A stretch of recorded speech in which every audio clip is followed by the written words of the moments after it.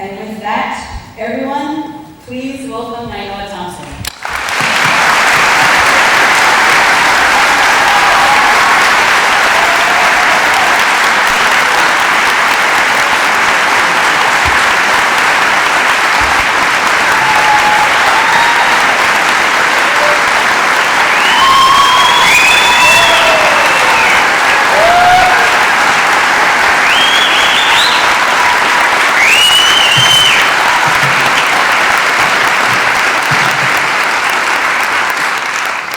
Mahalo.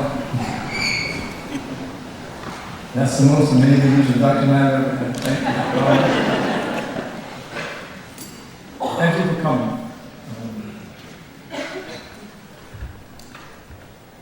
I mean, the reality is I'm just one of thousands that hold the candle, light the dream. That our people can emerge. There's certainly been inequality, and our children can believe that we can live in a world where it's decent to them. So on behalf of all of those who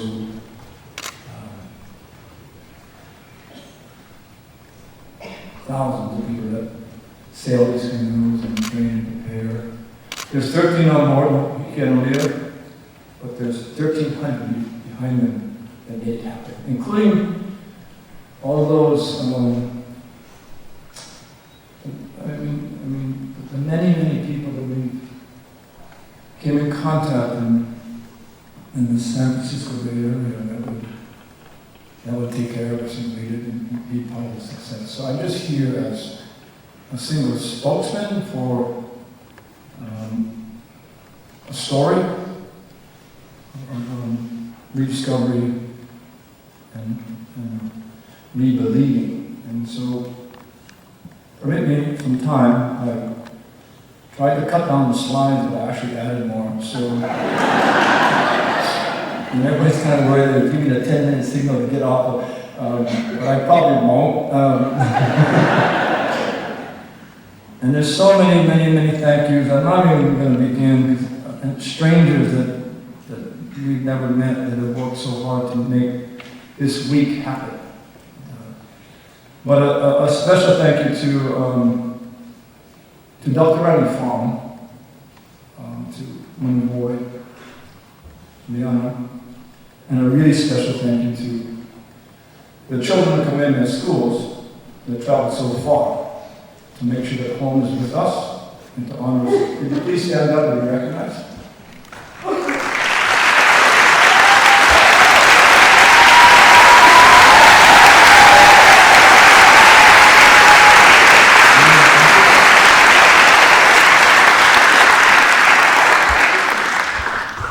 And I know he's already been recognized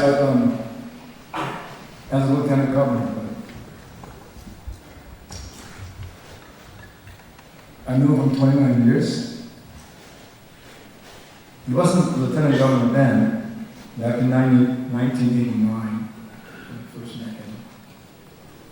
He was CEO of Sea Alaska, one of the major corporations that was formed the whole series of land and battling for indigenous people that have rights on their own lands. We're building our second canoe for Hawaii War. We've spent 9.5 months in our coal forest to find out that we couldn't find a single tree to build one home that was big enough and healthy. And there's a second historical story. Captain Vancouver had gone to to Kauai. Saw a sailing canoe on the beach, single hull. Twice a night there. And he noticed it wasn't in native woods, and it actually is. It was made out of the finest pine in the Reed's logbook. When he asked the chief who had Kuleana, the responsibility for that sailing vessel, he asked him where did it come from. He said it came from the gods, a driftwood log, from here. This area, the Pacific Northwest, British Columbia, Alaska, winning current wind. So there were a series of 5 phone calls between our elders when it ended up on the desk of the CEO of Sea Alaska, Brian Mott, and he instantly, without hesitation, said, "We'll give you your trees to build your canoe and carry the culture." His resume is very long, but at the core of the resume is a deep, deep commitment to a better world by strengthening indigenous people. He's a friend of Hawaii, he's a friend of the Pacific, he's a voyager on the Voyaging Society. He's a board member of the Polynesian Voyaging Society. Please stand with me. Byron and Tony.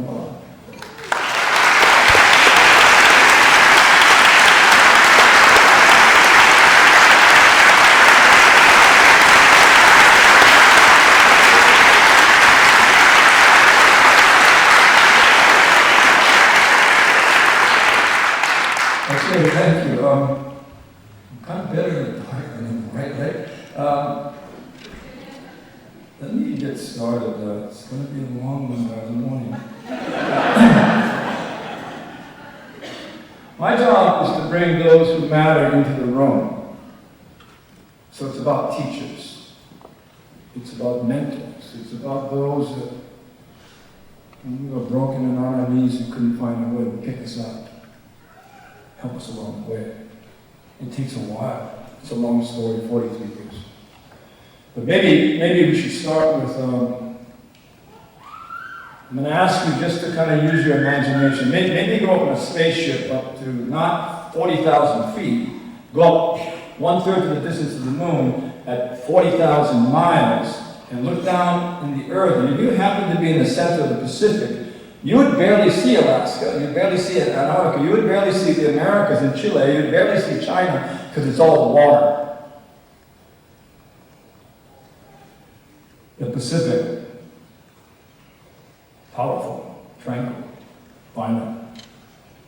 It's 1/3 the surface of the earth. It's 1/2 the salt water. And by the way, this is a blue planet. It's an ocean planet.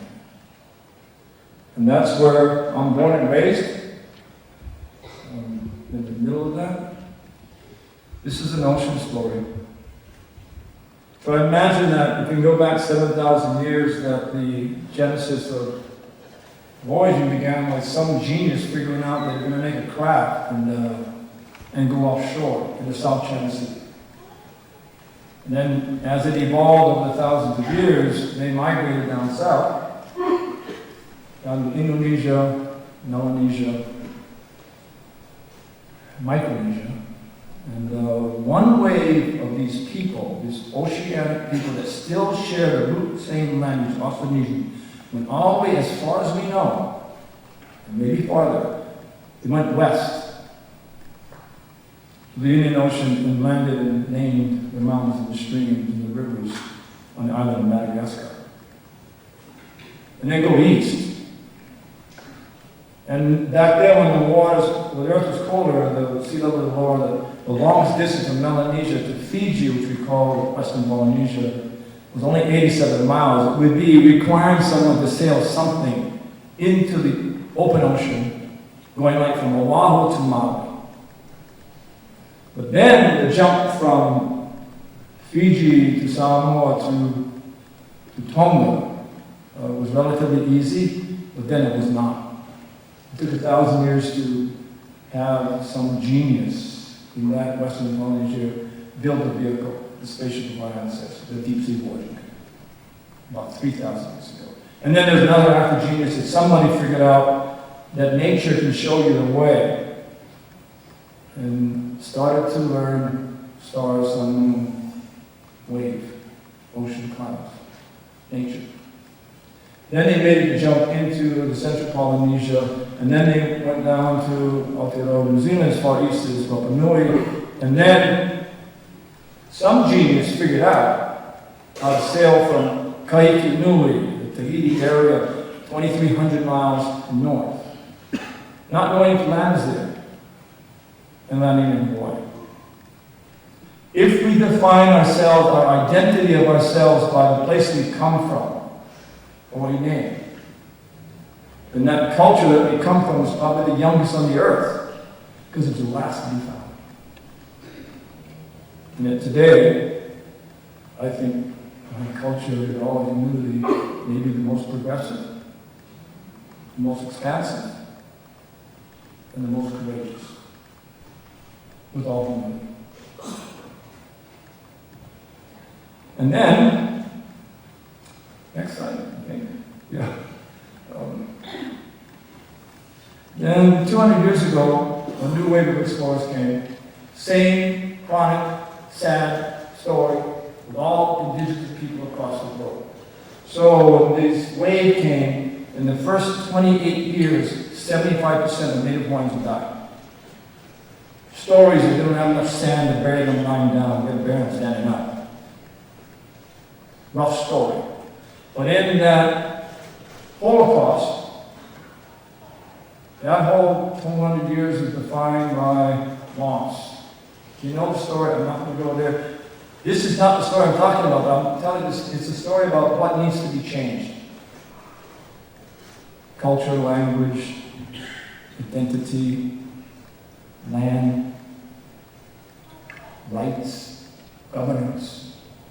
And then it goes down to the issue of integrity, and you replace it with depression. You know the story. So we know what extinction looks like and what it feels like. And then we, as young men and women, were just happened to be in the right place at the right time. Pioneers. Powerful people. Next slide. Let's begin with him. And he was a surfer from Santa Barbara. He was studying, he's an anthropologist, studying the peopling of the Pacific. He read what they had. Thor Heyerdahl, he said he came from the Americas and driftwood balsa logs and crashed onto islands, and that's who he wanted.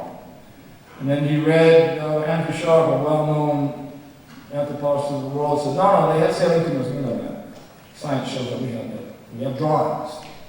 But he said what they didn't have was the intelligence to navigate more than 100 miles with nature. So, all Hawaiians that are in the room, basically your ancestors drifted 2,300 miles in some storm, which is actually, when we did this, when we actually calculated it out statistically, the probability of making that happen is 0. So this man, Dr. Ben Finney, said it's all wrong. We're teaching the world a story that is wrong. We're identifying the people that is wrong.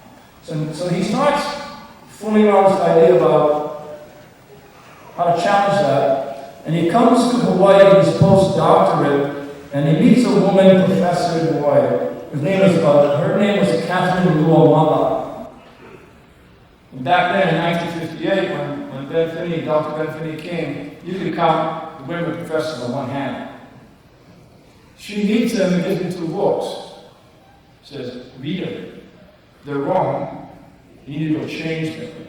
Kon-Tiki and this other book by Andrew Sharp. So Ben had his 2 books. 1958. And he didn't know what to do, but he starts building this idea. And next slide. And he makes a phone call to this man. Heard from Nainoa Thompson. Brilliant, genius, artist, sculptor, painter. But he was a historian. He did good research. And it's interesting, the phone call came from Santa Barbara and went to Chicago. Why didn't he go to Hawaii? Who would answer the phone? And if they did, what would they do? Because we forgot. 1926, public schools in Hawaii would outlaw the use of Hawaiian language. They outlaw the use of culture and dance in schools. Private school teachers had the authority to beat Hawaiian children when they spoke their native language. I know, my grandmother was one of the children, and she went to school for the betterment of the well-being of native Hawaiians called Kamehameha.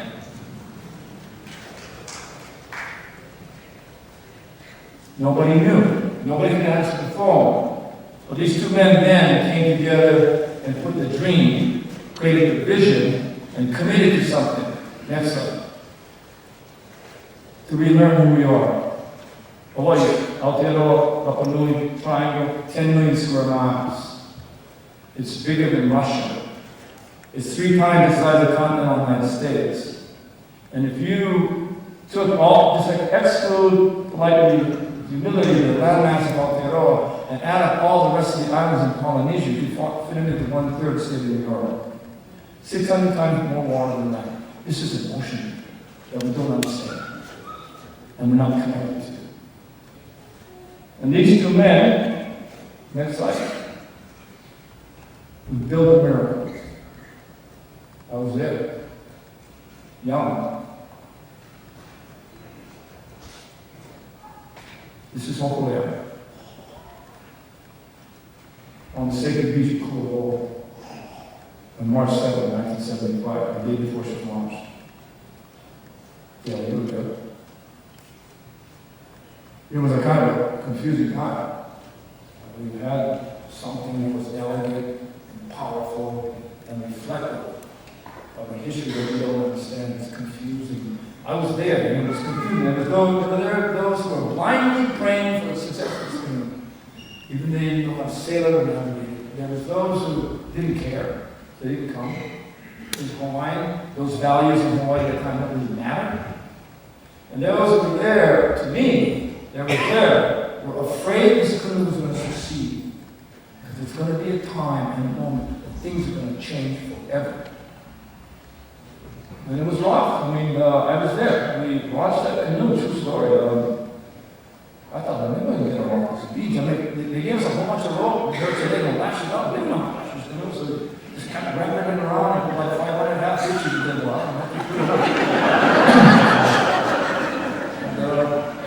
we pushed it in the water, and I thought it was going to get stuck in the sand, and just rocketed into the water. Daylight remember.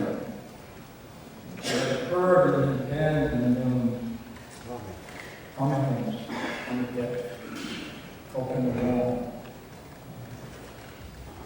And nobody else. And so we pushed it in the water. It went so fast, I was on the very back. I grabbed the duck and I pulled myself up, and I took it down on the deck, and nobody was there.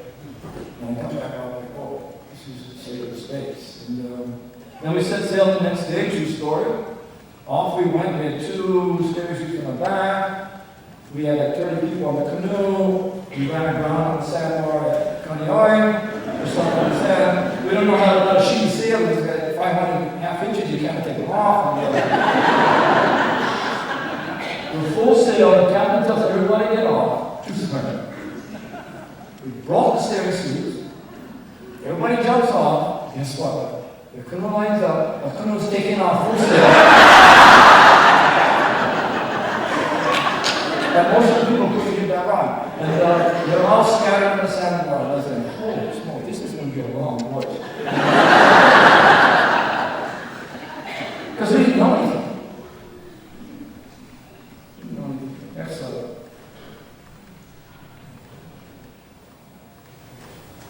The miracle that needed to be fulfilled.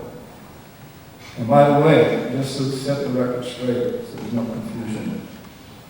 I appreciate the label, but it's not right. I'm not a messenger. But I had the privilege to be with the master. And the difference between that man and me is what this is not a statement of humility, it's a statement of truth. I'm a student. When Herb Kane had searched all of the 10 million square miles of Polynesia to find the Navigator, by Polynesian descent, they ended up with one man, with one name, Tevaki. From the island of Santa Cruz. Actually, it was geographically in Melanesia, but it was Polynesian. This man, elderly. And I don't know, this is before I was involved, so I just sharing the story that Herb sent a team down to Santa Cruz to meet with Tevaki. Tell them about a project about sailing a voyaging canoe from islands you don't know. The canoe wasn't built. And can you navigate the canoe? The story I heard was that Gilaki said, well, we'll see. The elders don't make commitments that they're not going to keep. The group went home. And the story that I heard was that about 6 months later, Tebaki's granddaughter sent her Connie a letter saying that one day Tebaki got up, he had a small sailing canoe in the canoe house, said goodbye to his whole family, went out to sea by himself, and never came back. So we know extinction. We know what it smells like. We know what it feels like.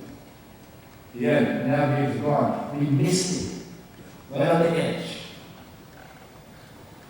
Now again, I wasn't there, but the story I told, there was no navigator, so leadership and Voyage say, well, we'll just navigate ourselves. But in hindsight, that's a very dangerous thing. To send people out to an ocean that you're not prepared for. Just can't get free. And there was another miracle. There was a Peace Corps worker, yeah, you know, who was on the tiny island of Sapawal. His name is Mike McCoy. He was invited to this leadership meeting in Honolulu.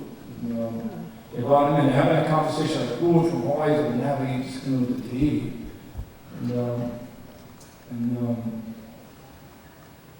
Mike said, hey, if you want to navigate, he's like 5 miles down the road.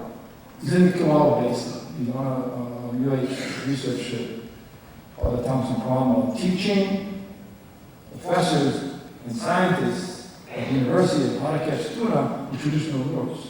Next slide. His name is Mao. It's a nickname given by his people. Mao means to be fierce. Mao means to be strong. His given name is Pius Piailu. He would be, at that time, there was much decay and decline in traditions in Micronesia, but not on his island, because his island is about 1.5 mile wide, the highest floor is 8 feet, and no lagoon, so there was no military advantage of occupying that island by initially the Spanish, and by the Germans, and then by the Japanese and by the Americans. And so they didn't touch the trade. And so Mao, he's one of 6 masters left, and he was the youngest on the edge, at the edge. And the story I was told, they went and talked to him, and we told him, essentially, will you navigate a canoe to an island you don't know? And will you go on a voyage 6 times longer than anyone you ever taken? This canoe will be 8 times bigger than yours. And will you sail with a crew that wasn't selected? And the canoe wasn't built yet. And Mao said yes. So it's obvious that Mao was a courageous man. Mao was an ocean man. Mao was a navigator, master. And that's kind of the obvious response of why would he do this? But Mao is a genius in so many different ways. But at the core of Mao is a compassionate, caring man. He was watching what was happening to us in the way. Culture didn't run over anymore in this place. And so he says, yes, I think in many ways just because they was. And so he comes. That's one miracle. Next slide. That's Sapphire. That's the school. 3,000 years. When we were there, I went to the men's house and asked the chief, how old is the men's house? And he said, well, we changed the statute every 4 years. I said, when was the first one? He said, and then I was thinking, maybe 3,000 years ago. I said, how many navigators in the train? He said, they don't know. He said, maybe 1,000 miles an hour. That's our school. That's where it all comes from. You can understand by now, this is not about me. It's about them. Next slide. Challenge. Next. Yeah, you just got this one blue line and you get the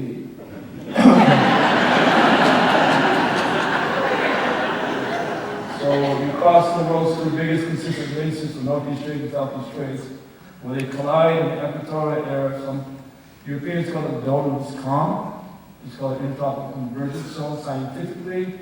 But nevertheless, these two systems collide. You have direct heating every day of the year, high evaporation rates, warm, moist air, lifted, cloudiest and rainiest place on the earth. And go steer by the stars and that. And then, if you stand on Waikiki Beach and you look out, here's the challenge. Stand on Waikiki Beach, you see the island of Tahiti, and you imagine at Waikiki Beach, you take one imaginary line to the east end of Tahiti, and take another imaginary line to the west end, the width of that island, that's less than 1 degree. We're going to do it ourselves. Yikes. Yeah, those are the rough. It's cloudy, it's hard, it's awesome. That's Miles' challenge. And the crew of Polynesian, next slide. Okay, now it gets rough now. I was there. Not on that crew, but I was there. Miles, Miles lives by very clear rules of the sea. They're very clear, you don't break them. But there was so much confusion with Mokolea, Dale, you were there, and it was just, sometimes I don't fully able to say it, just felt like it, that, people there not for the right reasons, and things got really confusing, and Mao didn't like that. So departure, May 1st, 1976, Honolulu Bay, Maui. Mao and this amazing crew of voyagers that go for the first time into the unknown. And I'm going to stop right there just before, and Dale, you can come on, because one of those crew members was this individual right here, sitting in the corner, in National Geographic, that was there, I believe, 41 years ago, 40 years ago. Dale, please stand up. And be recognized.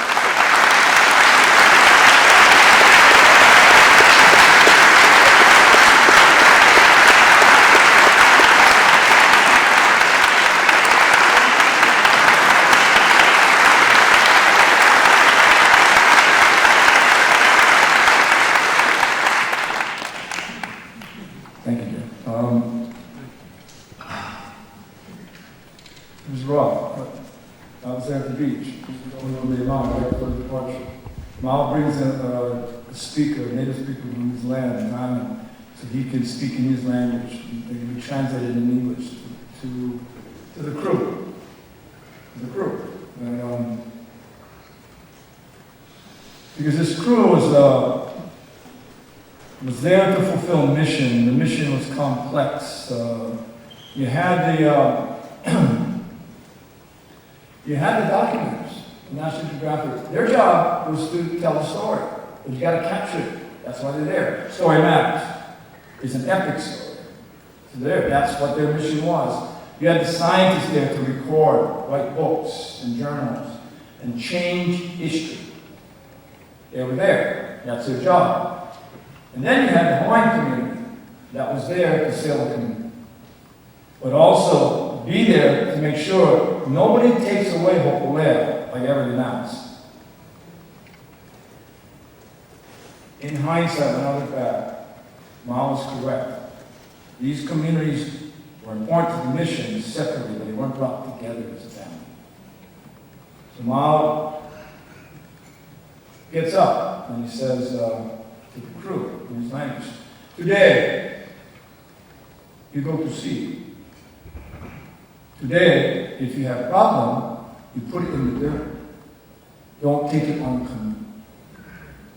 Today, you make good brothers. And today, Hokulea is your mother. You take care of her. Today, I am your father. Listen to my words, and you find the island sea." And they take off. Next slide. Old slide, 3 days out. See how low she is. There's 17 total on board. Heavily laden. First voyage in 600 years. And it was, it was a rough time because there was fear. They'd never done this in 600 years, and it would work. And families prayed, and it was extraordinary voyage. And Next slide.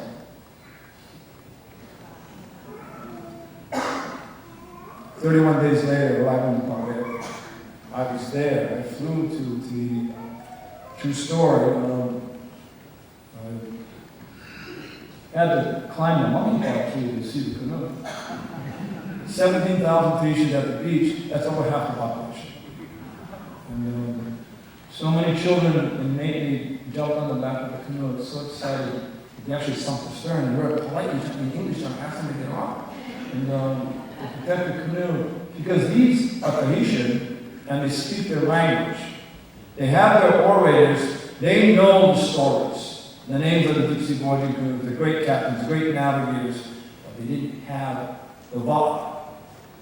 They didn't have the canoe. Hokulea coming into Papeete Harbor wasn't a line canoe, it was theirs. It was this, everything changed.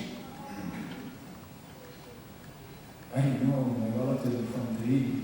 I had no idea. The name Paola, I bet is in this room. It's throughout the vast Pacific that connects us, the great navigator. I didn't know.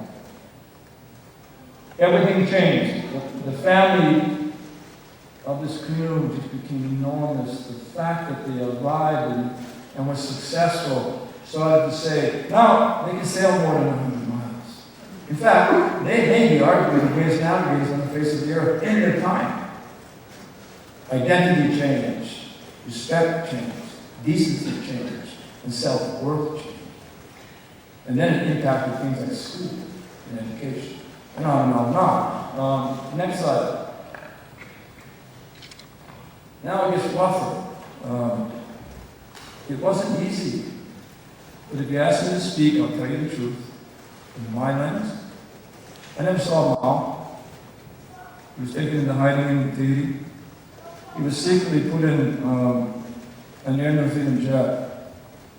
And he was flown to Fiji, where he had taken a number of ships back to his home. Mao was supposed to sail with our crew, the Tahiti to Hawaii, and never saw him. He left us, and most of you students have no idea what this is. It's an 8-track cassette tape. The best technology and communication I've had. High quality. He left a message to us. He said,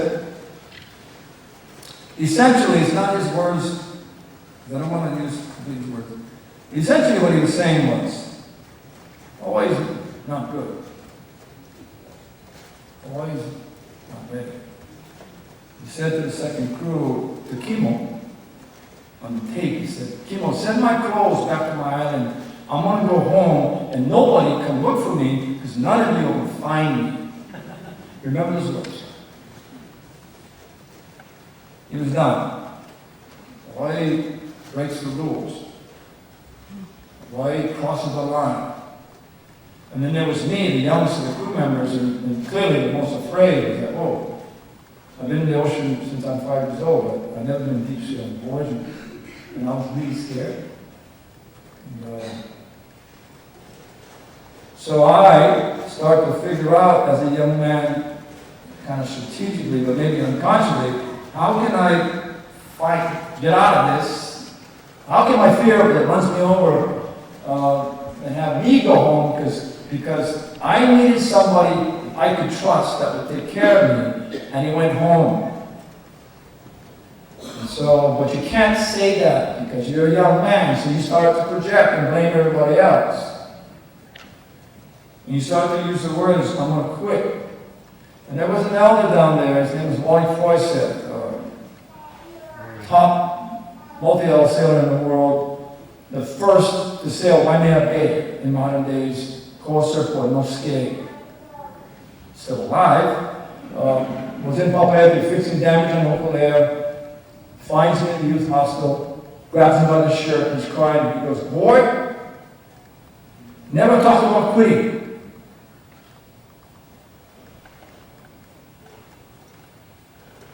He said, you get in a canoe, you take her home. It's your time.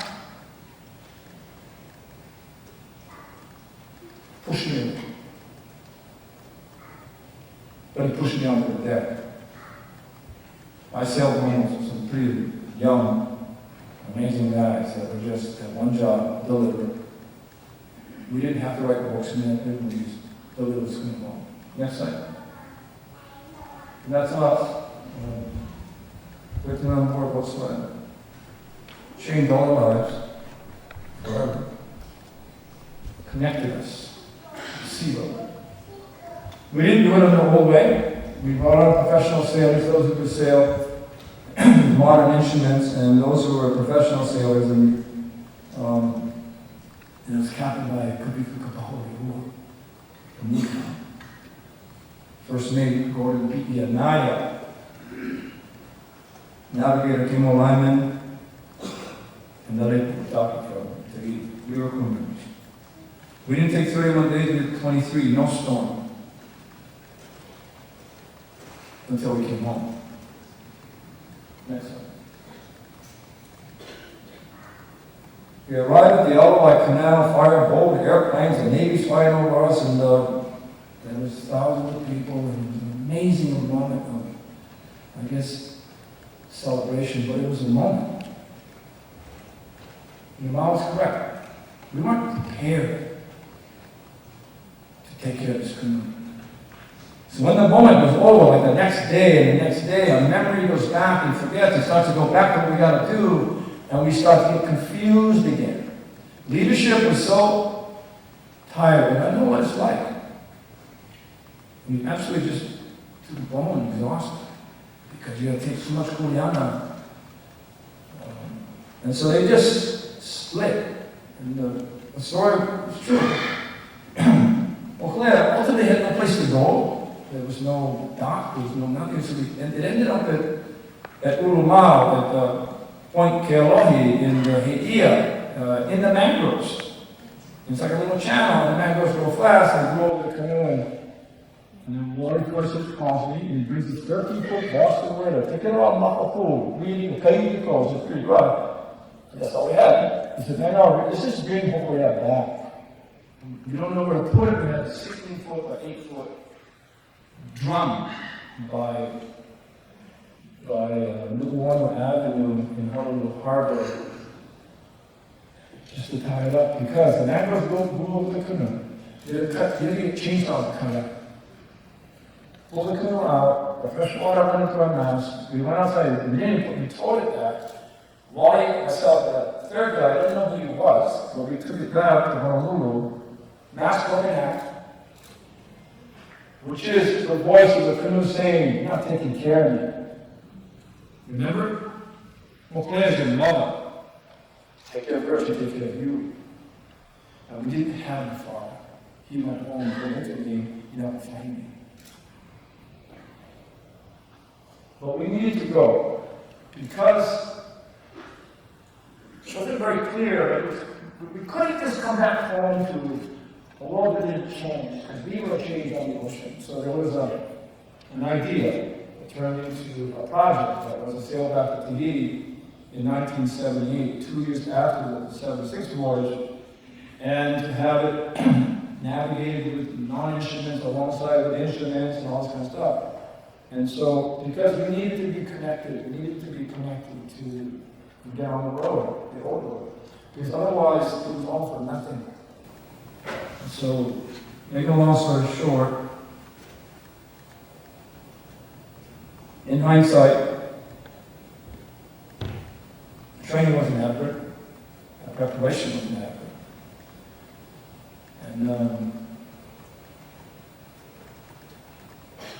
And we would prepare to go, not knowing whether we were ready or not, until in March of 1978, we would depart. Next slide. I think it's really rough. The story's rough, it's hard.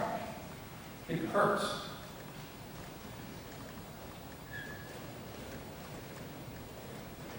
But the one thing we cannot do is ever forget the name of this man. Big wave rider, going around the world. Still today is considered to have caught the largest wave in the world without any aid. No jet ski going, pulling you in, just by his power. He was the only one that was certified by the State County of Honolulu to be qualified to lifeguard this big on my man. Nobody else was good enough. Just pre-jet skis, pre all that kind of technology we have today. Only one good enough. And in the records, they keep records. Once you go out to save somebody, you gotta record it. And in the logbook at Waimea Bay, this man would go out over 600 times. The outlaws will find out how unforgiving the ocean is when you're not prepared. And in the record book, in the lost column, when you lost that person at sea, in that column, the record is 0. I've seen him drag 2 people in one time, driving up the beach and yacht. Don't you ever go back in here. Because you're not ready. Fierce. Because that yelling out of respect for the sea. He knows. Risk. But the reason why Eddie Aikau was so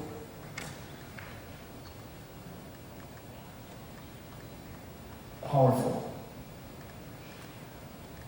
because he was a real hero.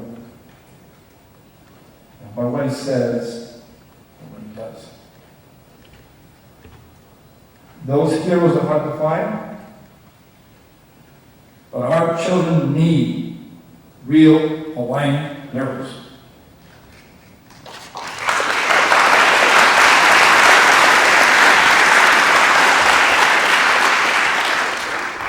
It was amazing. Everybody knew him, everybody loved him. Next slide. Yeah, this is a picture of a picture, call frame, that the family gave to me. I call it. That's a, see on the white circle, basically.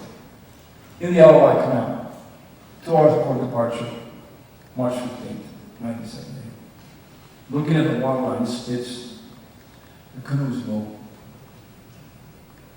Goes up to the captain and says, can I put this surfboard on Hokulea? I want to surf Tahiti. It's a leadership decision that would change everything. The captain said yes. 80 ties it to the red.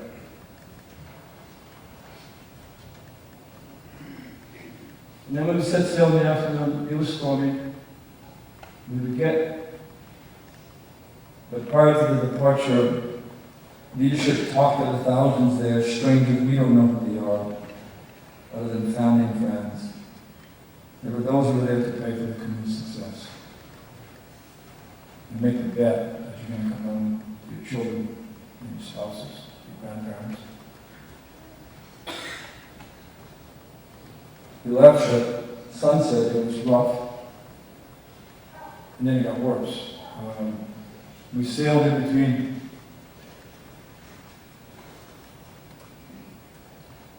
Oahu and Nainoa. We sailed by ourselves because there was a leadership decision that was expressed at departure in the LOI, and he told everybody, don't worry, we have single sideband ship-to-shore communications, but if it doesn't work, don't worry, we'll call you from Tahiti in a month.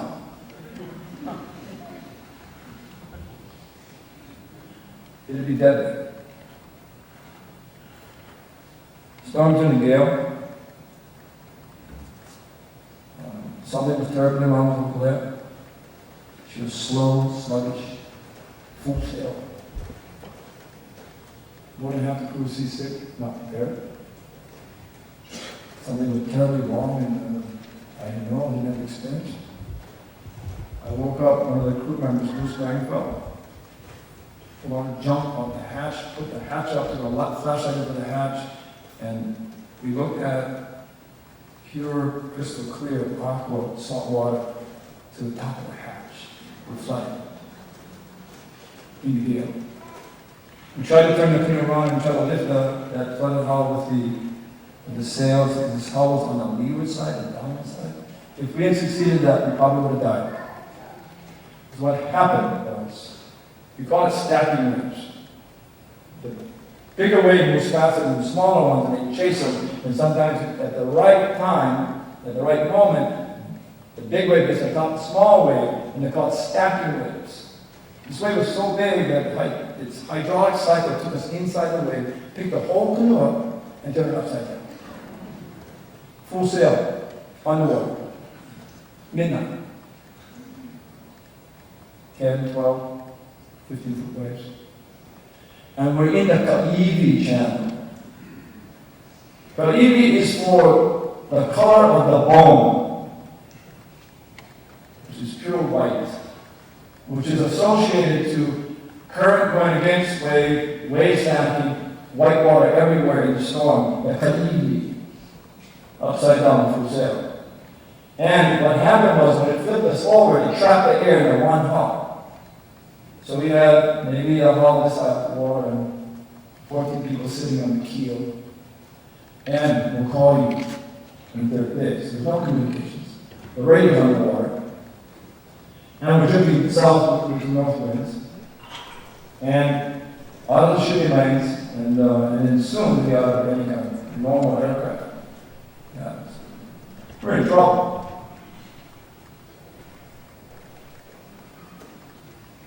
The wind was so strong that in the gale,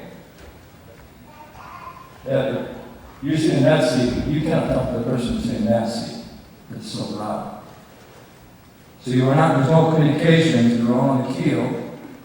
But at dawn, you see Eddie in front of the captain. You can't hear what he's saying, but you know what he's asking, let him go. Every cell in this man's body to help those who can't help themselves. 600. Look, but the cardinal rule is never leave the ship. So, Eddie sits down. You know, the answer from the captain was the right choice. But the north wind is pushing us. These big waves come and knock you off the keel. You got to climb back up. Hypothermia is real in the north wind. And the question I know is what had to be running through the captain's head is, how many times, when's it going to be that which crew member first will not be able to get back up? Call you 30 days. Mid-morning, you see Eddie in front of the captain again. You don't know what he's saying, but you know what he's asking. And then, you see someone tie a black beaded bag around his waist. Someone put a bag of away. I remember. Put oranges in it. I remember. Put an orange life jacket on. And he's going to go. 2 weeks before we left, we were in the Honolulu Medical Group, 4-4, getting our inoculations trying to see if we're medically fit to do this voyage. Eddie was so heroic, I couldn't even talk to him. I don't know what to say to the hero. So I kind of always avoided him. And then we walked out, just by coincidence, I go into the elevator to go down after this medical stuff. Eddie comes in the elevator. When the door closes, I'll never forget. They got those that stainless steel edges on the front of the two doors coming together. He was sitting there. I was like, right with him, with my hero. Don't know how to talk to him. He wasn't with me. He was far away.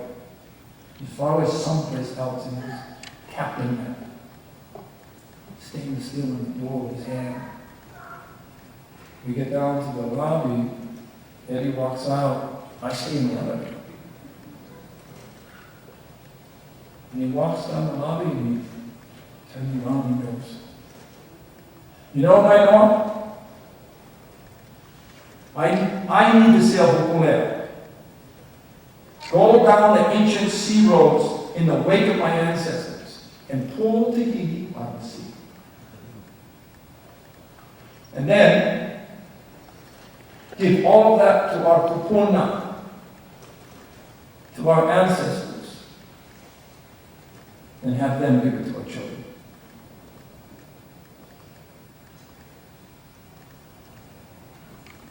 That's why I'm there. That's why I believe that when Eddie left from the surfboard, yes, it was to save the other 12, but it was to save his children. Because Eddie also knew in order to save his children, he had to save Hokulea. Because Hokulea is the light. And you can't let it go out. He leaves the canoe. And I'm a crew member, I'm not in leadership role. But it just didn't feel right. So I swam out to him, I grabbed his arm. And I don't know what to say to my hero. I was just babbling and said, is this the right thing to do, Eddie? And he just, a stupid question like that. And pulled his arm away. Didn't even look at me. He paddled up his waves. You see him go up the wave, and you lose him in the trough, and you see him go up the next wave. Here's the problem that few people know. In the gale, we call it ehukai. Every time a wave breaks and there's white water, there is salt that's transmitted into the air. In the gale, it's infinite amount of white water. You couldn't see the island of Oahu. You could see the top of Kamalo on Molokai, that's higher than Oahu. The very, very top, in the daylight, 10 o'clock in the morning, and you could see the top of the Naihale in the lee of Maui. You couldn't see Maui because of the ehukai. It's 10 o'clock. Sun's going to go down. I knew. Something about Eddie Cobb. Eddie had bad eyesight. Which one? Near side? Can't see far. Eddie would paddle to save us to an island he couldn't see.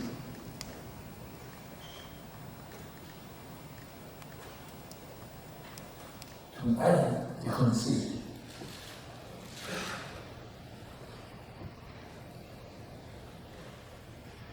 We should never fail to forget the name. We get pumped out of the water at midnight, miracle. Running out as co-pilots, saw something. Coast Guard was there. Talking all the way. I think the basket, the first one, my job was to figure Eddie made it.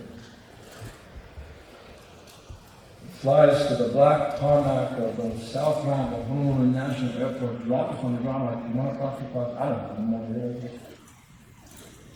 Hundreds of people there. Media and all that stuff. I didn't know you knew. And I recognized an old white man on the tarmac. I called him. Thinking he made it. Hoping he made it. Opened that door, the sliding door. And in the van was his beautiful mother. In the back of the van. In the driver's seat was his powerful father. Young, strong, quiet. And too young to own your words, saying the wrong stuff. Say, hey, where's Eddie? Think that he made it. Where's Eddie?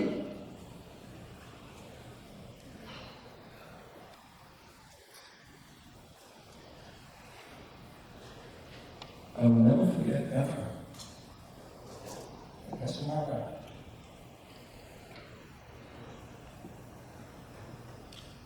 At the sound of my mother, waiting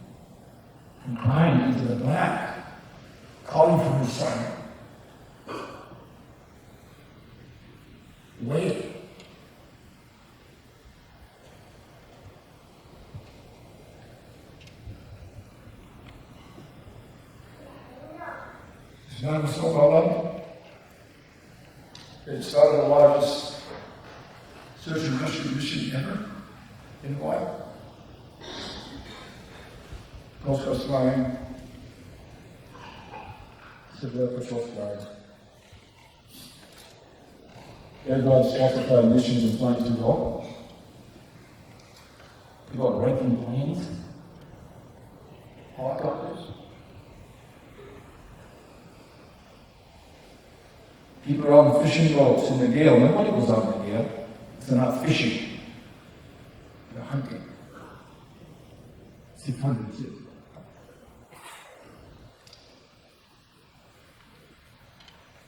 Under these circumstances, the Coast Guard would never let the search go into this. But they wouldn't call out. Because all we had left, that dim light of hope, was a chance we could find him. There are these, like, disorganized groups of people searching all across the area. I think, yeah, at least maybe there's hope that he found somebody young enough to her, but we're going to find him. Everywhere. And I don't know for sure, but I think it had to be getting on 10 days, and the Coast Guard wouldn't call it off. The way it got called off was the ICAO family called a press conference at their house in the graveyard, the Chinese graveyard, who live on the north side of Punch Bowl in Paoa. They were the caretakers of the graveyard, the Chinese graveyard. We would measure them as economically impoverished, but don't. They're the most rich family I know.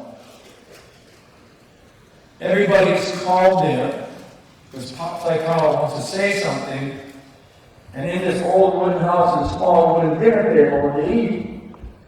And everybody's got the microphones, and the cameras, and they got the pads of paper, they're all there, they stuffed in them while I was there.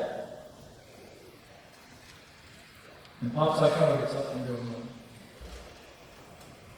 okay, everybody. Okay, everybody in Hawaii. Today, you stop. You stop looking for my son. Let him be able to see.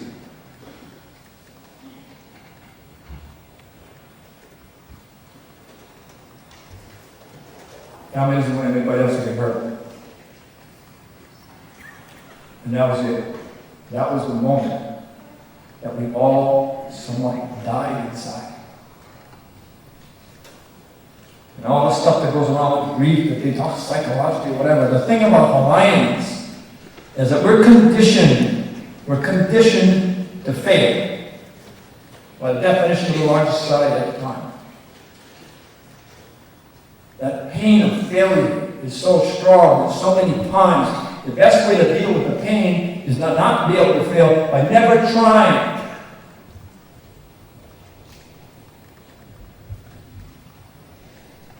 But in the failure, in the depression, personally, I just hate it. I was a commercial fisherman, diver. I want to run by myself on the ocean. Go on the ocean by myself. Nighttime, I would be under the stars with no hope of ever be able to go again. We were on our knees. We were broken to the bone. Leadership did not exist anymore in the Voyage. The opportunity for blame, the opportunity of passing on to someone else was all there. It was rich and it was rough. I just hid. Another miracle. Someone who would change everything. So I would hide. I rented a one-bedroom home in Kulioko, sitting in my backyard and look at the stars. But no dreams. No excitement. No hope. I don't know, maybe 10 days, 12 days of all of this, and next slide. Next slide.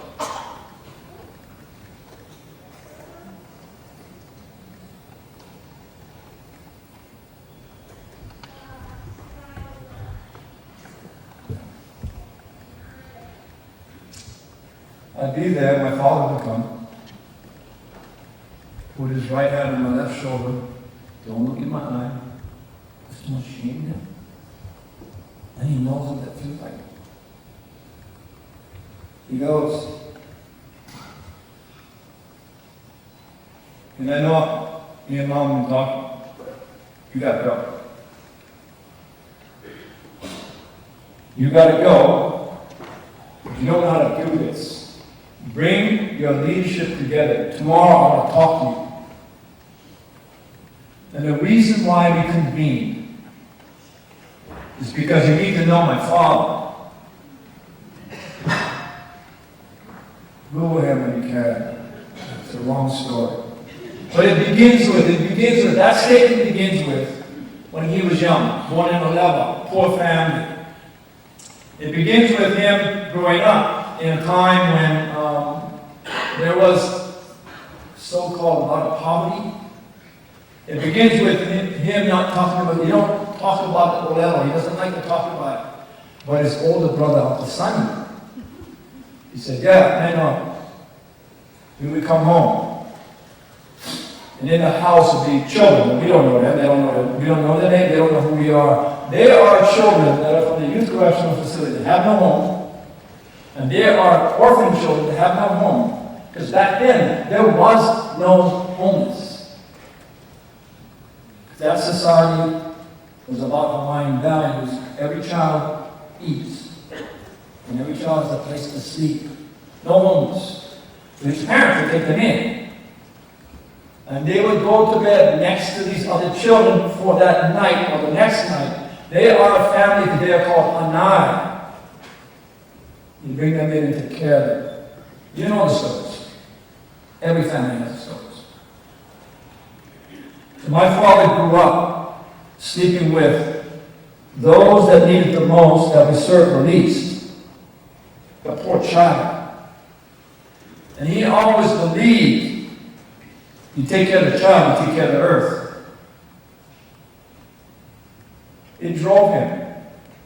The next story I'll tell you about him, he was a sophomore in high school, December 7, 1941, Pearl Harbor gets bombed. He's in Maui playing a football game. The military gave machine guns that they didn't want to fire and say, go stand by the beach. The Japanese are going to invade. They didn't. My father goes home.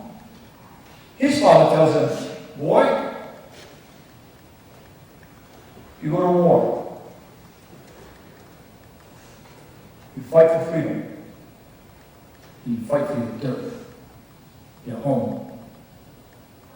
All right. You make shame, you'll come home. And he was too young to come. You don't talk about the story, but his best friend from Oklahoma that was there with him, his best friend, he'd come to my house, I'd badger him. He said, Dad, you need that. Falsifies birth certificate. Gets on a ship, goes to Washington State. They think he's Native American Indian, so they make him first scout. That lasts 2 minutes on average in battle. He's the first to get shot at. He lands in Normandy. Underage. First scout. Doesn't die. Well, my father was born. Fought 400 miles across French soil, 1 mile from German border. Green fatigues, white snow. German sniper in the tree shoots him in the head. Goes to his left side of his head, takes out his left eye, exits his nose.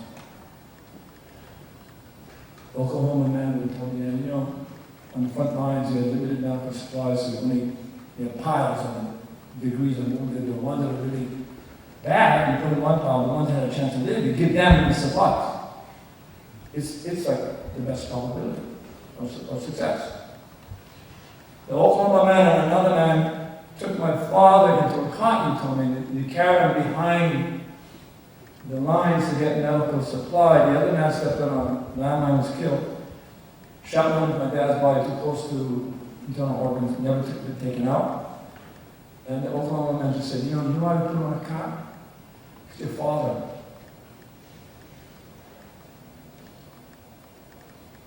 He's a man of courage. He deserves more. Ended up in New York hospital, the bandage for 2 eyes. He's in the black, 2 years, trying to repair that left eye. Didn't work. But then my father starts to talk about his Olelo. In the black of the bandage, he says, Nainoa, you have no idea how important it is to harness the power of vision. Be clear about where you're going, and more importantly, why you're going to go there. What's your purpose in life? And you would talk about, that's where you really start to shape what you really believe in and what are your values in the black of the bandage. So my father spent time figuring it out. And then up 2 things with him. Just 2 things, very simple. You come home. You come home. And you take care of 4 kids. The surgery got him into public college. He chose social work. Go with him. Because he would find in the end that too many times by the time he walked in the door of dysfunction and despair, it's too late. That there's something rudely wrong about something very, very deep that's inflicting our people, Hawaiian children. So we were the Hawaiian children that were in trouble. We were the ones that needed help. Father calls a meeting, he called a meeting, we meet. Biomedical building UH. Never forget. Walk in the room, leadership's there, Voyage leadership. Not even talking to each other, we don't even know how. And he sits us down 45 minutes. Talks about vision, he talks about values, he talks about principles, he talks about beliefs you stand on. He talks about the power of community when they're engaged on an idea that's meaningful to many. Then he said, the big thing he said, you guys do not know how to train.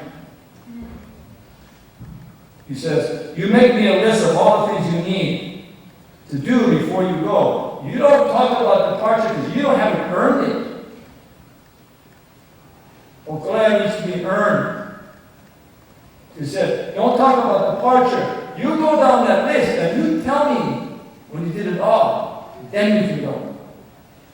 We trained for a long time. But it was that piece about being dedicated, about being committed to things that were right, that he put on the table. And then the last thing he said, after we had that, he said, make the sail plan and we'll train. And the last thing he said is that, he says, okay, once you finish all those commitments you have to the canoe, and you have the permission to go, then you set the date of departure, not before. And then he said, when you set that date, you have one question to answer. Is the voyage worth the risk? Then he said, if it is, then you should have the courage to go. He said that to his son. Mom and Dad, be there when you leave, be there when you arrive. And so the meeting was over. We had the sail plan. We had the Navigator, as my father. Except when we went into that bright, bright sunlight out of that dark room, I can remember that it was just like blinding. I see this, my father coming out like a silhouette, and it's like, and I see his face, he's like angry. Next time. Next time. He goes, and I know you navigate. Where's your teacher? Then he said to me, he don't come, you don't go. Simple. Get on a plane. Go find him. Remember that cassette tape? I'm problematic right now. I didn't find Mao. Mao let me find him. We sat on a white sand beach on a driftwood log. Mao's head was down low. out of all the geniuses of Mao, his love and his aloha and compassion for people was so powerful. He was so sad about Eddie. So I asked Mao, I said, Mao, you know, we need to go. And we need you to come back. We don't need you to find Tahiti for ourselves. You need to help us learn how to do that. Will you teach us? And like Tewaki, Mao, he wasn't ready to come back. Nor did I understand how ignorant I was about that question. Navigation for 3,000 years was never taught outside of the culture, the language, the island, or the family. We were asking him to give us his money. And we didn't know. So Mao said, like Tewaki, we'll see. I go home, the first thing my father told me was, I don't really kind of softly, really cleanly, come. Those are the rules. It's part of the discipline. And then, going into trauma, it gets worse. I get a phone call from his son in Saipan saying, hey, Mao's coming to Hawaii tomorrow, and he's going to live with you.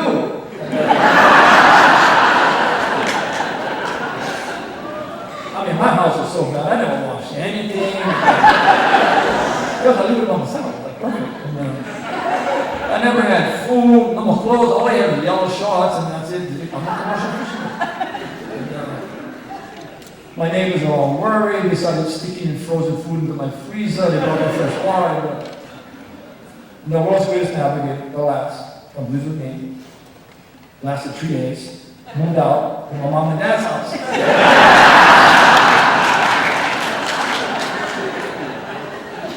It was the best ever. And then he took us by the hand and showed me.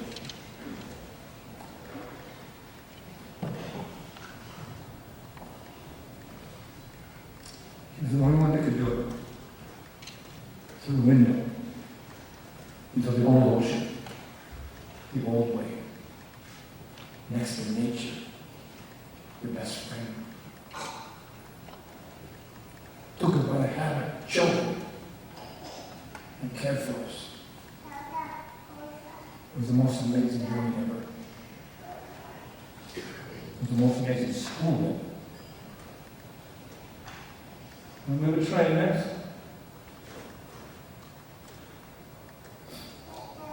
Next slide. Hopefully it's transformed by now. This is not a sailing canoe, this is your school. Next slide. And you are not a crew anymore, you are family, and you live by family values on this canoe. Next slide. And we were trained 3,000 miles of sailing Hawaiian waters, well, with 1 inch to Tahiti, 2 years. Next. Then we would go. Captain, navigated, crewed by people from Hawaii, and Mom was there. Make sure we don't make a big mistake. We sailed down to Tahiti, found it, and came back to Hawaii and found it. Students of the Navigator. Next slide. And then Mao, in about 28 months, was the first time he would go home. He did his job. That's the definition of a teacher, which is the whole way. My dad, my mom's, and the many, many others. But he's packing his tiny little bag when he has delivery clothes for the first time. I'm in the bed with him, helping him pack, and my mom comes in and asks him, hey, Mom, I got this nagging question. How come you said you're not going to come back to Hawaii, but you came back to teach Nainoa? He said, when Nainoa comes see me, I look in his eyes, I know he's going to go, but if I don't come, maybe he'll die. That is the teacher. By now, I hope you can understand why this part of the presentation you can't skip. Because without knowing this, nothing else matters.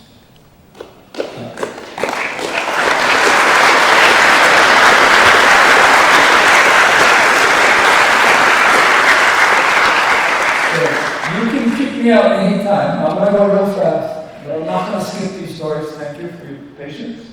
Next slide. Next slide. Yeah, and then we sailed 13 different voyages, went to all the corners and most of the island groups and corners. We did 4 islands. A long time. And then only in the Pacific next time. Go fast. And then 1968, Bill anchors in Apollo 8. Will be the first time human beings will leave the gravity of the Earth and get slingshot on the moon. And they come around the moon, they take this, what they call the Earth bus. The first time we look at the whole Earth as an island. And it's blue. And they would, this photograph was credited for the global environmental movement, the island. And there was a young man, Keikio Kuaina from Hawaii, inspired by the photograph. Next slide. Like Byron, he's best friend. Born and raised, graduated, flew the Air Force, Vietnam. He was lead pilot of the Thunderbirds, elite Thunderbirds, best in the country, best in the world. He'd be a NASA astronaut, pilot, the best. And he would become an amazing friend and iron. His name is Lieutenant Colonel A.C. Beach. A name you can remember and change us. True story. I knew about him. He was such a hero in Hawaii. He did this like 6-foot cardboard picture of him stuck on a wall in elementary schools. And you go inside there and talk to kids about voyaging, and then you go, "Who's that?" Everyone, hey, you know. And so he was very well respected, primarily in schools. And I never met him, but true story. They put on High School has a celebration, 100 out of it year, was 125 year, I think, whatever that was, where they brought all their alumni to the Waikiki Shell, and the alumni would get up on stage and see how awesome they were as alumni, and they all get something I would do. Except, he was in them. Keynote speaker. So true story, I mean, high security back then, right? I just jumped through a fence and went in. I'm sorry, I'm still sitting there. I'm not paying for this again. And so, jump over a fence and go inside. Security was so high, right in the back door of the stage. And I was standing like that, in the wings of these curtains, just standing there,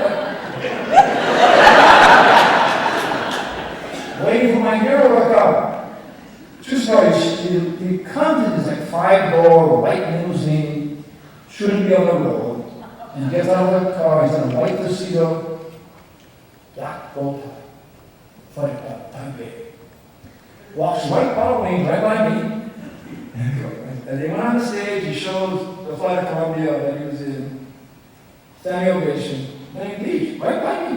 And I said, wow, this is a song. And so, true story. That was Friday night. Saturday night in the morning, early at 6:30, I get a phone call from the governor's office. Nobody in the governor's office ever calls me. And so, and he says, Lieutenant Colonel A.C. Beach wants to go sailing with you today. And I was like, how did he know? We were training for a trip to Rarotonga. We had space next to the old dilapidated, retired cannery, pineapple cannery stuff in Northern Harbor. And so I just smile up the top. And I said, yeah, okay, tell them to come at 9 o'clock in the morning. This is 6:30 in the morning. And no, our crew's going to come at 8 o'clock in the morning. So I can talk to them. So, because our crew is just like average people. So, they're awesome people. So the crew comes down to me. My hero's coming down today. Today, you got to put on slippers.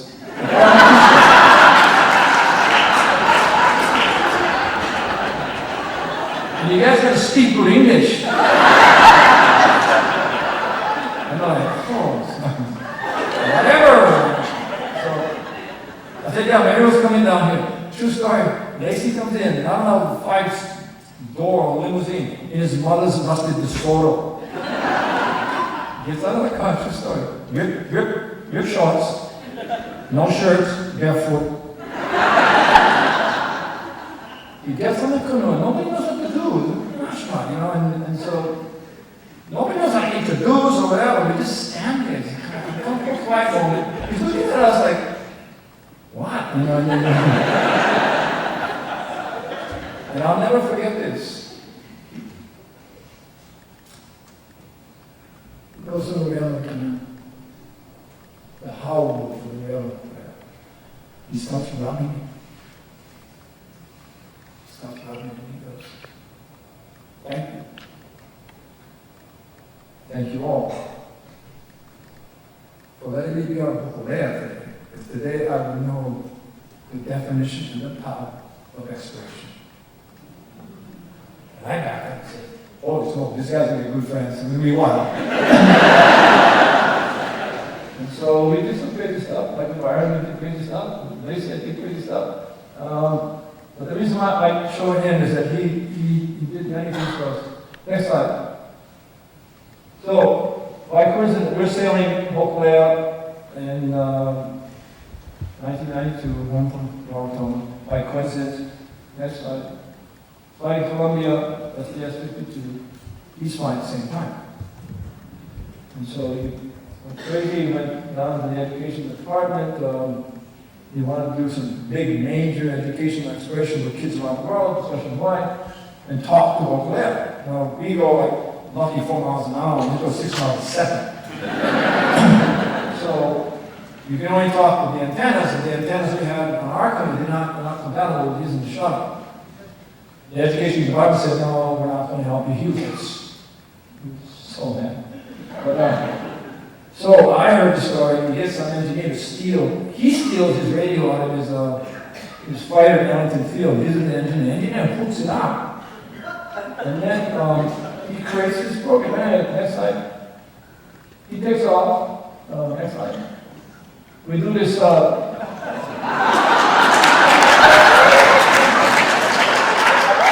And true story. We got the lowest technology possible at Suicide Radio. We're working with a thing called PSAT at the University of Hawaii, where we bounce the signal across the atmosphere. And hoping the bounce is correct to get to the receiver. You got a 6-minute window when the shuttle's going across us, and we call Honolulu, this epic time, all like 30,000 kids away. We call Honolulu, nobody answers.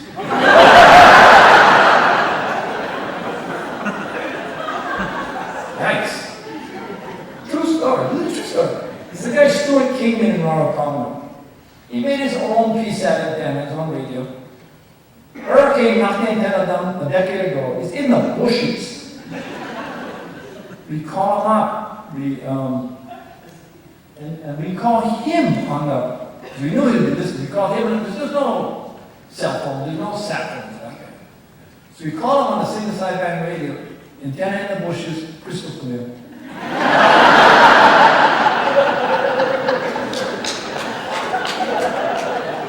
So we go to Rarotonga. He sends it to Pasadena. The shuttle goes to Pasadena. They mix it, the signals, send it to Houston, and bring it back via telephone line to 30,000 school kids. That's crazy. He's a kind of crazy guy. Yeah. This epic video. He was there talking to all the kids. Because they had the capacity to live stream. Next. And then he goes, hey, Nainoa, I got a present for you. And so, Capuchino, Columbia, that's island of Hawaii. You see a red spot kind of up in Mount Care at 12,500 foot elevation called Koi. The Koi is the adze that goes with the canoes. Grandfather gives Lacey this adze that's from Koi. Lacey slums it on board, heavy shot on puts it in the frame, takes the pictures, it's here now. Lacey, scientist, loves the earth, and will change me. Knew it. He knows the language of what's wrong. Takes a photograph, trying to find a way to solve the problems, brings it back to here. We need to go look back 500 years into the genius of our ancestors, because they knew for 2,000 years how to live on islands. And we forgot. We forgot. And then we used to use the power of technology, navigated by the right values, to use them for reasons of good. But tradition, culture, and legacy, and kinship to the lands and to the oceans, to science and technology. Because science by itself, he would say, is not working, it's not enough. So that's the first time I started to hear indigenous knowledge mixed in as a solution. Next slide. So we would, once a year, get our calendar books and navigate our lives and block off one day, it's couple, nobody can get into that day, and I'll meet you in Hilo. And then rent a car illegally and drive it up to Saddle Road and go on the northern side of Manuloa onto the black lava where it absorbs all light. And we would go there and we'd talk about exploration, talk about what are we going to do next year to help children believe that they can be explorers. So we would go on the black lava, bring the stars close, because there's no light escaping the earth. It's light. Monday night, and then we would sleep there. Not really, we'd be up on there, but next slide. And invariably the conversations would go to the Blue Island. And invariably they say the most optimistic man I know, I can really solve anything. We'd start talking about the problems, the language, climate change, sustainability, acidification, hypoxia, dead zones. We talk about the three envelopes that are really bad: exponential population growth, and the demand and raising the bar and standard of living that requires of taking resources and not giving back, and then not being honest in the depletion of the natural resources that serve us on the earth. Those are the three pieces. When you overlay them, he would just get so angry. I physically was holding it. Next slide. Yep. Next slide. It's awesome. Next slide.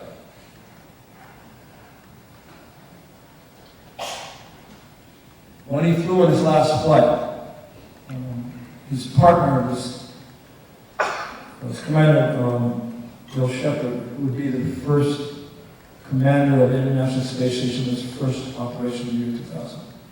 They were mission specialists in this, since they slept in different regimes all over from the state. There's no beds in the shuttle, he's got Velcro on the wall, sticky on the wall.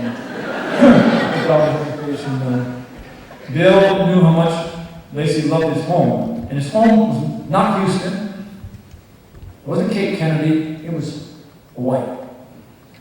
Almost. So Bill sees the Hawaiian Islands when they come up in the inertial navigation system in the golden light of the shuttle dawn, the Hawaiian Islands.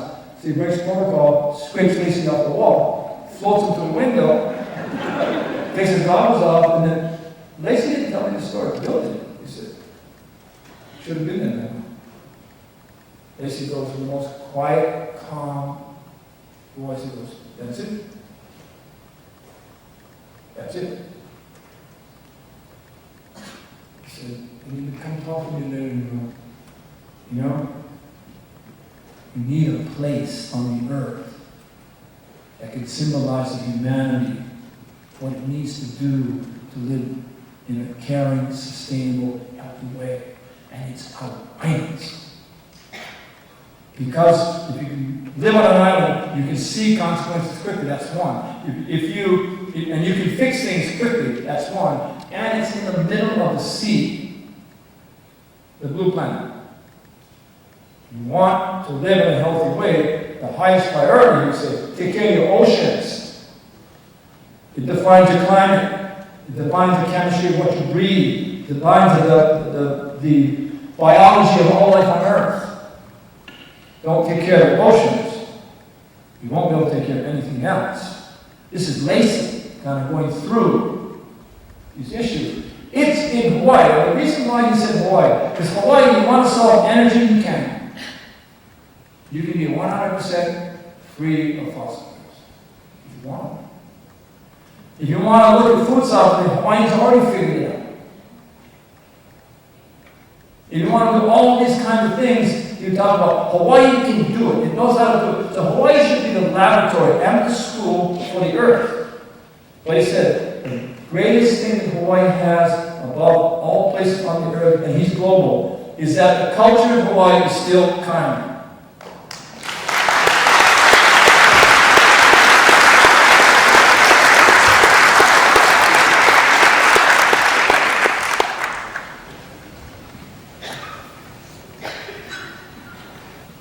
Then he would say, you can't protect what you don't understand.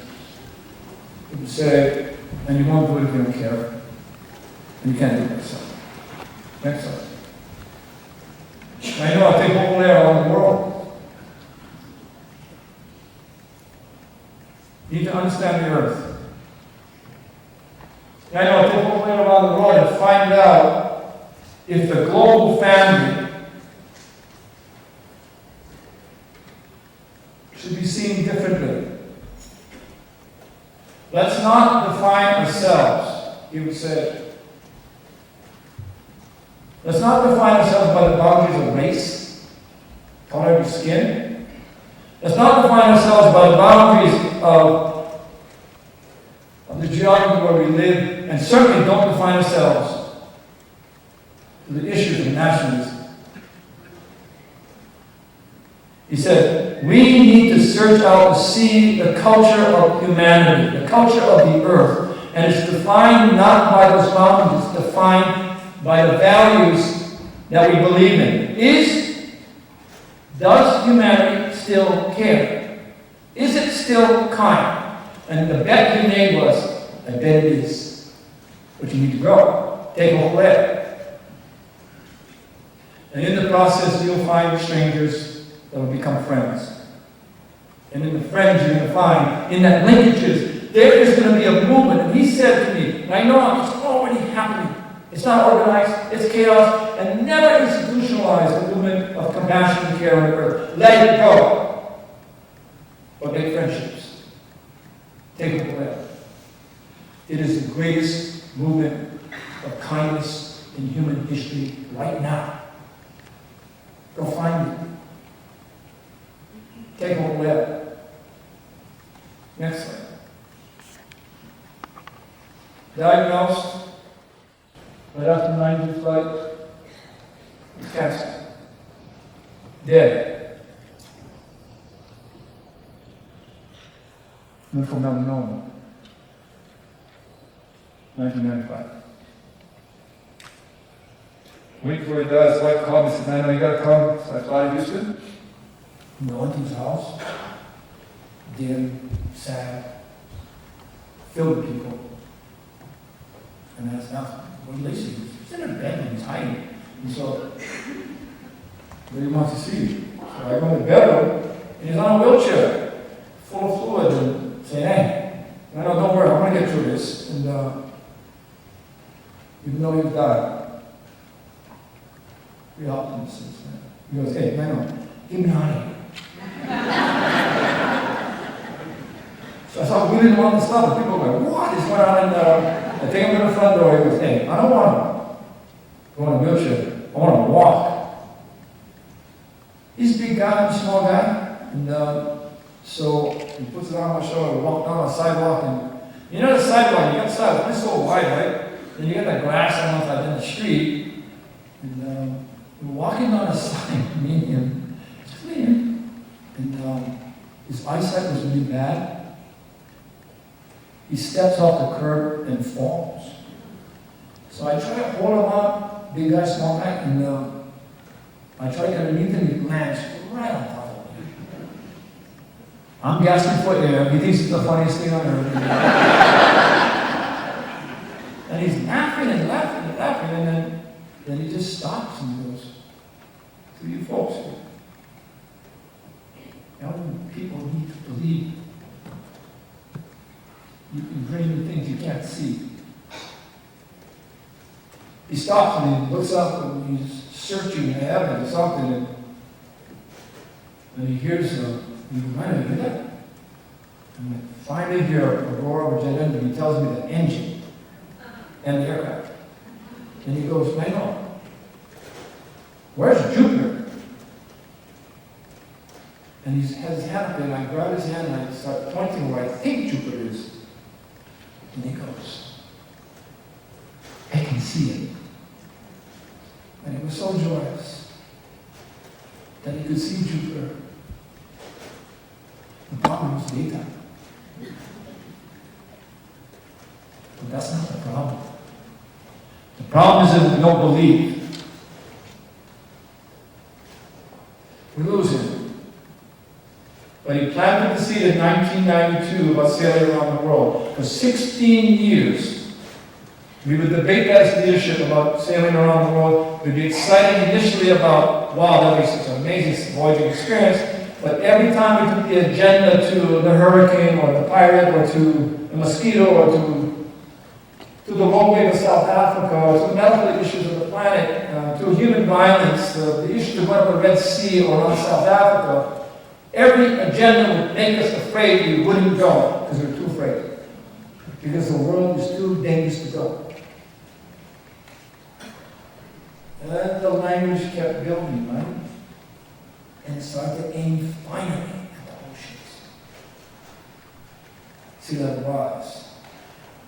Raising the temperature of the ocean by 2 degrees. We're trying to hold it down to 2 degrees. You know 2 degrees blew them away. Did we have hurricanes in the past? Not going to work. So we start to learn the language of what's happening there. We understand that we changed it. It's now changing us. And we don't know what to do. So 16 years would go by, April 1st, 2008, there would be a meeting in Honolulu. And the agenda was, shall we go around the world? That's not the question. If we care about the well-being of these young people, you have to go. The question is, what's more dangerous? The hurricane or the pirate or the road wave or the mosquito or disease or violence on the earth, or staying tied to the dock. Do nothing. Do nothing. And what would we tell each other when we do nothing? And we would accept the fact that we understand, made the choice not to go. And what we're signaling is that ignorance and apathy and inaction is okay if you're afraid. It's okay. Because you're scared. Where's Eddie? So we trained. 6 years. My dad left for a legacy of training. Next slide. Next slide.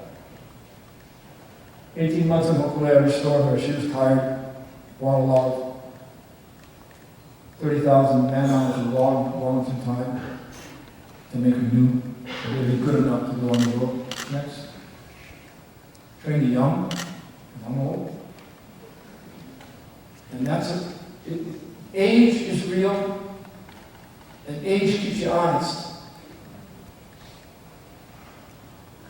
If we don't train the young, then we're going to forget again when we're dead.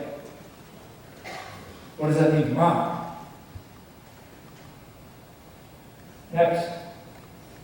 Slide. We built a second canoe. Capuchino. Launched it September 15, 2012 in New Zealand. Okulea, on the left, is exactly how it is on the heavens. She is our traditional canoe. She will remain that forever. The Candelier is our science platform, medical platform, the documentation platform, it's our education platform, high technology. She's driven by the sun in the sails, which we also have 24 square foot of high-powered solar panels that power up 6 large lithium batteries that power up 2 15-kilowatt electric engines. We sail it with no carbon footprint.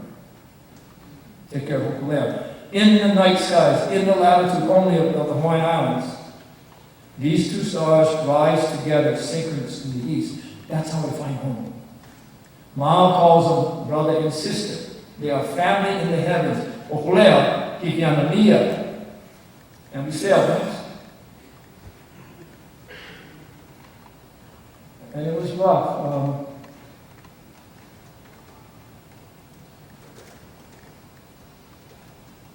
We were questioned. And then I was in Washington, went to our congressional delegation. I thought, wow, I love the idea of going on the road. Met with everybody, and we all were except for one. And she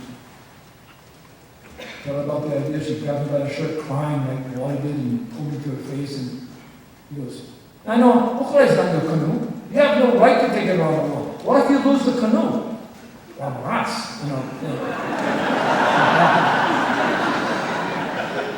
I serve 4 children. Okolea is the light. You can't take it away from them. What if you lose it? I thought maybe you're right. Oh, no. And I went home, and 2 days later I called her and said, no. With all due respect, we're going to go. For the very reason why you're saying we should. For them. We should be courageous enough. And good enough to do it. And so next slide. So this is the visual image of the purpose. 2013, we were supposedly ready to go in late April, mid-March. I had a dream, 3 in the morning. The kind you go from the dream to sitting up, wide awake, sweating. That I had a dream of a young girl, black and white, on a beach, with all the trees behind her dead. And I started to think, if it's for them, how do they know? Do we really know that our children are with us? So we stopped the whole voyage and said, the first leg of this voyage is to go to all our communities, went to 32 ports. We took the whole summer to do it, to find out whether our children are actually with us. If this voyage is not valued to them, then why would we go? So we went to all these communities, and we said that 5,000 school kids signed up, primarily some, they weren't in school. Then that's permission to go, 5,000. Well, there was 32,000 signed on the one.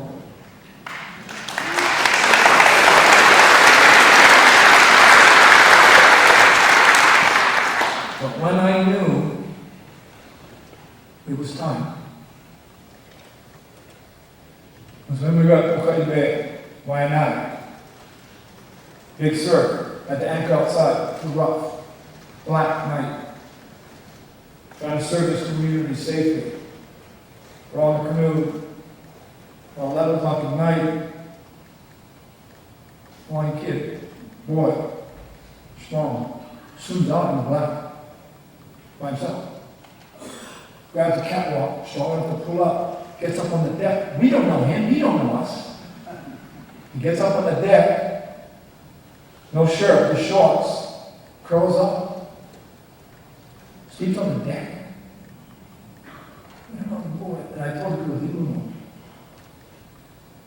He slept on the deck in the wet. Next morning, sunrise, he's gone. That's the mission. The children need it the most. They have the least. If nothing else, they have light. They have a foundation of their ancestors to be the best in the world. Therefore, they have dignity. And they have self-respect. And they're strong. It begins there. If that foundation is not there, many times, nothing matters. Next slide. Next slide. So we would get education institutions to help support education in Hawaii. 47 of the top leaders in Hawaii, university presidents and CEOs and superintendents signed documents called promises to children. And we had to make a promise to change education, we didn't know how. But it allowed us to believe that we're not sending ourselves. Next slide. Sail plan, engineered, 3 years, 37 months. Would be 42,000 miles. We go to 18 countries. We'll go to 233 ports. And the first port, every port we ask permission from the indigenous native people of that land. It's about respect. It's like you have the privilege to go to somebody's house, walk in the door, you don't know them. In Hawaii, we don't do that. Shore boys, next slide. Sail plan need to be executed. 11 Pacific nations, many organizations that help crew the school. Hopefully, I can come in next slide. Field Bay, day of departure. Hopefully, I can come in Rio. Next slide. And we left. Basically, went west until you came home.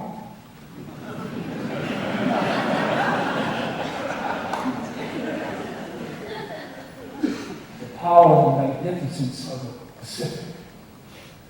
The beauty, the tranquility, and the rage sometimes. Can't protect what you don't understand. You have to be in nature. Next. Navigate through our homeland and collect community. Next. Manikane, one of the many navigators in the 20s and the 30s of the train. Next. The Tahiti went to the out there for permission to go around the world. Sacred Marae, up to the 13th century, the school for the great navigators. My family, all was from here. And reconnect next. We'll stop more, and then the Secretary General of the United Nations would join us. Monkey women, sign a love, a beautiful set of words of commitment for the earth. Next. He would give us this bottle with a commitment in the bottle for the 127 nations. We'll all try to come together. His commitment, bring them together to focus on the importance of the oceans. And then figure out how you protect it. Next. Aotearoa. Next. Manaia Kamani, cluster of 11 schools. It's 1,000 school kids, I don't remember the number, of the poorest of all the districts in the whole country. Manaia Kamani is not Maori, that's Hawaiian. It's a Hawaiian star name.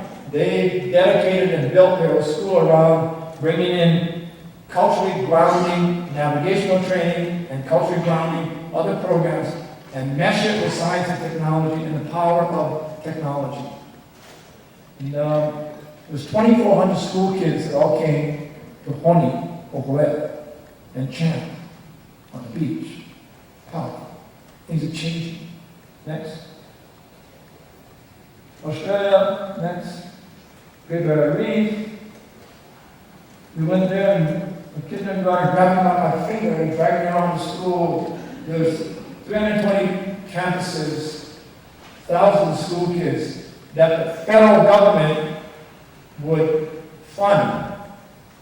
These 300 campuses with the single purpose to protect the Great Barrier Reef, the oldest and largest single living system on the earth. It's the only ecological system you can see in space. In its entirety. To have these elementary school kids change the definition of schools. The purpose of the school is to protect that reef. Therefore, you protect yourselves. Therefore, you protect all life. Amazing. We're going to places where they're growing the corals, they have fish stocks, they're working with algae replenishment, they have nurseries and like hospitals for turtles and wounded and seabirds, and the little kindergartners driving me around. That's school. Next. And we went to beautiful, beautiful reefs that I left alone. Bad day. Me and my friend took this water, we're digging out, trying to get in the boat. What happened was, he goes, hey, let's go, there's all these big, what we hope was jacks, big jacks on the bottom, 60 feet, yes, some of the things like that. So, hey, we'll take this bottle water, we'll take it down 60 feet, that's two more atmospheres, there's a lot of pressure. We'll take it down there, empty the water out, and put compressed air into the bottom, and then make a noise, those fish never heard it. So all these fish go around, it's like a cyclone, knocking you over, whatever else in the night. The guy with the camera, his name is Mike May, pulls a bottle of man, and he points out, all these sharks will come, they weren't there before. And they wouldn't stop coming. There's 42 sharks in the one frame, just do the math. So we're digging up, crawling in the bottom like 2 crabs, and try to stay hiding in the coral. Find the ankle, I go up the ankle, I hang in the embolizing, and take it forward. Because this is what it's supposed to be. Put it up against the place I'm born, Honolulu Bay. Well, 95% of that reef is dead. You won't find a shark all week out there. Because they don't have the ecological system to support sharks at the apex of the food chain. This is what it's supposed to be. We are not wrong. Next slide. Bali. So basically just walking the waters. Hawaii is awesome. The government went down there to help them with the garbage field. And it was a really good exchange inside. Green school, rated the most sustainable school in the world in Bali. Next.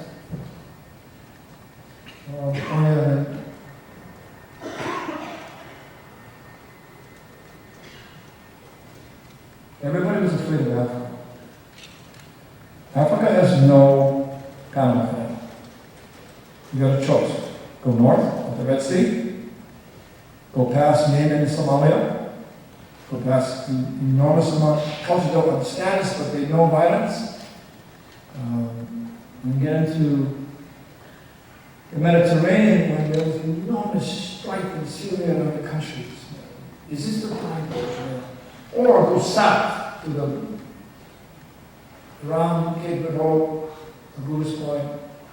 Ice is the roadways in the way, but we don't be able to predict. That's the one that's afraid. We don't know how to predict those waves.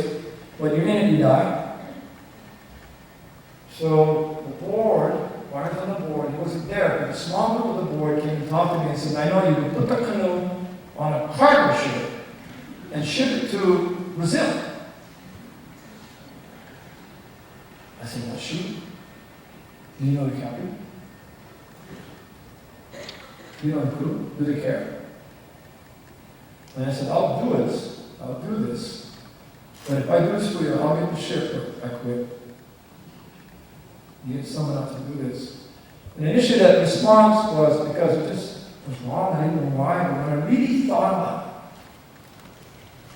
it, the board is awesome, but they didn't understand how good we are.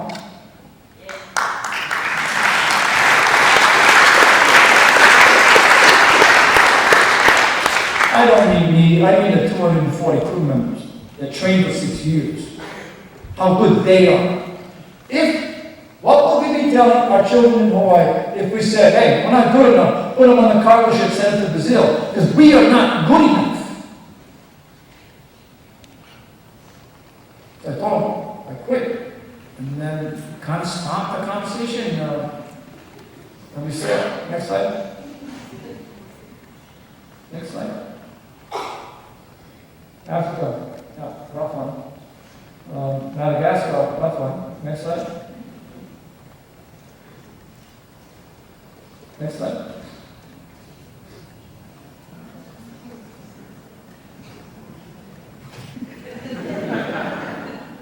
1 minute, okay. They're going to kick me out soon, so let's go real fast. Next. Yeah, it's a rough place. Next. We got hammered in Madagascar really bad. Next. No, I just got a bad cold front coming through. We didn't even go to South Africa, the Mozambique. That was worse. Next.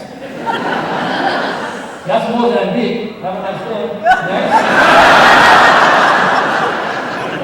Right around South Africa, it took us 61 days to go 900 miles, the slowest voyage ever. Because what we had to do, they'd cold front every 3 days, and we had to only go into the weather. We're 3 feet off the water. So we only traveled to weather next, but it was the most amazing experience. Next? Yeah. No. Black on the next slide. Articulate, top waterman in the world, teaching Africans how to surf over on that. Next. Going to the Mossel Caves where the belief is that in the cold period when humanity was struggling, that all humans died except for 400 women that lived in the South African area that we all come from. How's that?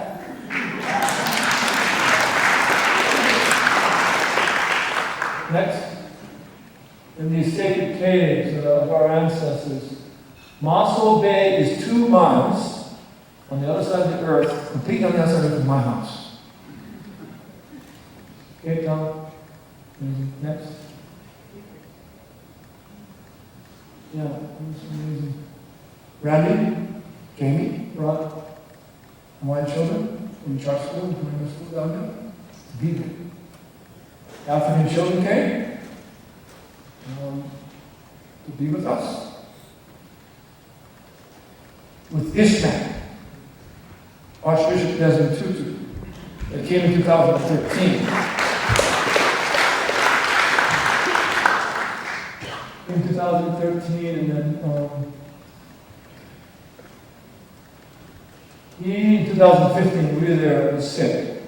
And he had no public appearances at all, except hopefully as a rival. In 2013, he blessed the crew in Hawaii and said, if you guys come, I'll be there. So when he came, they brought him in a wheelchair, they had a tent, it was super hot, he had all this clothing on him, the hat, and they put him on a couch, and they put blankets on him, he was frail, and they apologized, saying, he's not going to speak to me, he cannot. He said, I'm just honored that he's here. But there was a girl, an African girl, because they beat the drum on cracker cans. But a Hawaiian said, the Hawaiian drum. The girl asked if she could borrow it, and she starts beating that drum. Beating the drum, and African children jumped up and all danced. But the miracle about that moment was strangers. They never know our children, but they all ran up and grabbed them by the hand.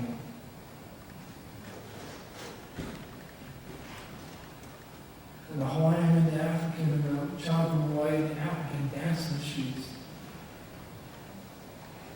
Archbishop Desmond Tutu got up and started dancing in the street. And I looked at him and said, how many millions of children have you carried on your shoulder for 40 years, 50 years? How many? Millions. The light, dancing in the streets.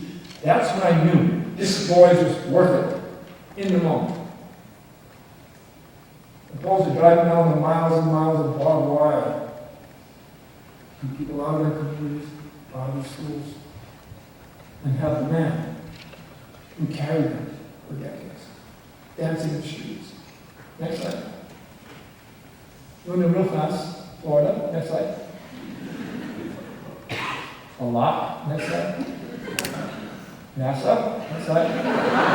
Lacey. Next slide. New York. Next slide. We gave the bottle back. Secretary General kept our promise. Next slide. Yeah, another lot. Next slide. Then went to the Galapagos, to the town to a place where, in the Galapagos, by law, human beings can only occupy 1% of the land and can only use 1% of the oceans. Is that the equation that's required? Wildlife comes first. Next slide. Papanui, next slide. Homecoming.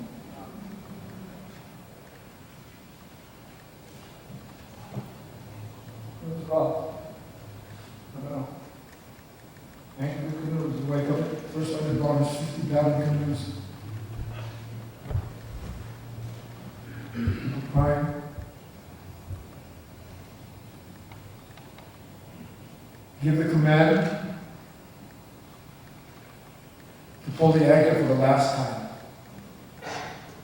This is 5 miles from Waikiki. In my home, Honolulu Bay, just like Queensland, anchored outside of the Ahupua'a of Niu. My family lived for 7 generations. My father, the mother, raised us there.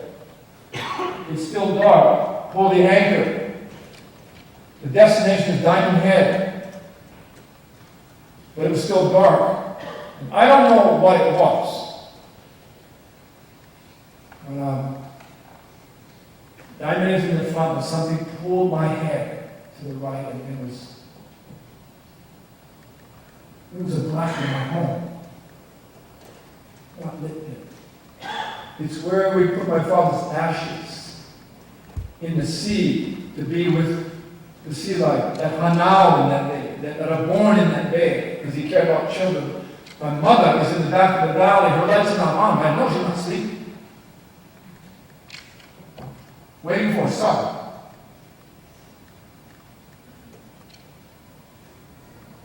And I was exhausted. I could barely walk. 8 boys into the next slide.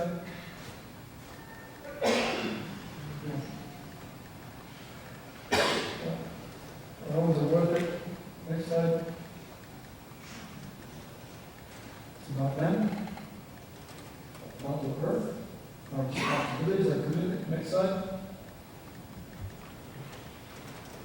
Next slide. We're planning a voyage to keep our promise to California, to the West Coast. The asses are coming to here in the worldwide voyage. We physically couldn't do it. We're planning a circumnavigation of the Pacific. It's 44,000 miles. It'll take 41 months. We'll go to 47 countries and archipelagos. We're going to start with the invitation of Byron Milan, Lieutenant Governor, at Alaska.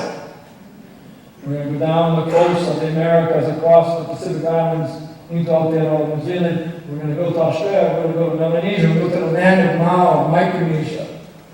And we're going to bring people together around the conversation of the oceans. And we're going to take that conversation to the big economies, the Philippines, to China, Taiwan, Okinawa, Japan, Korea, and Russia.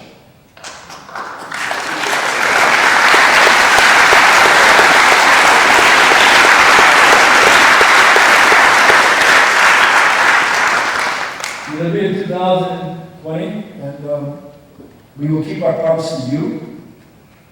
San Francisco is terribly important to us. We'll be here.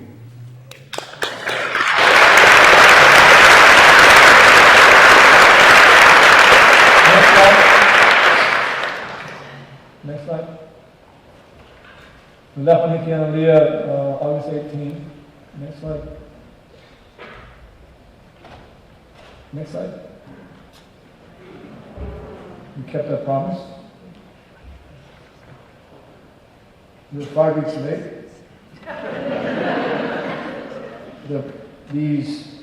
This event tomorrow, the mathematics didn't work, we weren't going to make it. But the crew said we're going anyway. That it's not so much that we make the arrival date, it's the fact that we kept our promise when we come amongst 3 hurricane challenges, amongst probably electrical, mechanical, we had leaking in the house, and this crew worked, and he worked, and we worked to keep the promise.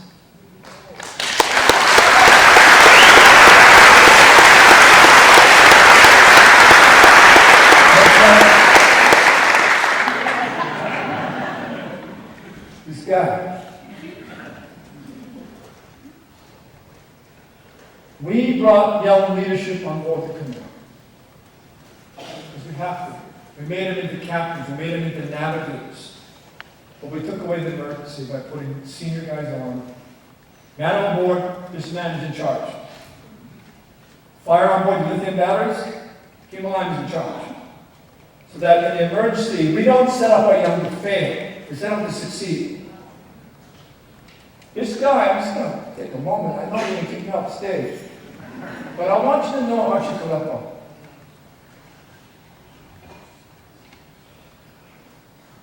We strive to be the best in Hawaii.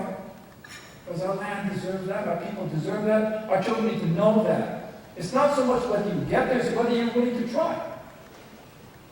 But this guy is the best. Student of Eddie. Him and Brian Kilnana are the top water safety officers in the world. Not because they're good so much in what they do in the water, but because they have revolutionized water safety and taught European countries. They've taught Australia, New Zealand, Asian countries, Japan and China. And they've been here at Mavericks. Surf Mavericks, nuts. This guy was brought on, I made him a phone call. We got young guys, they're going to lead. Archie, you got to come. If you don't come, we're not going to go. And it's not to pressure him, but he knows what the phone call's about.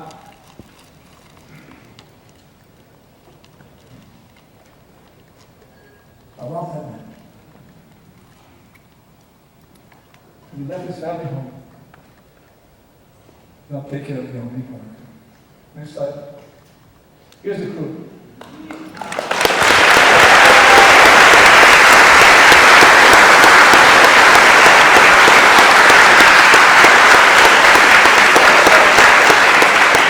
There is the cook. The second was out there is the quartermaster. They're in there.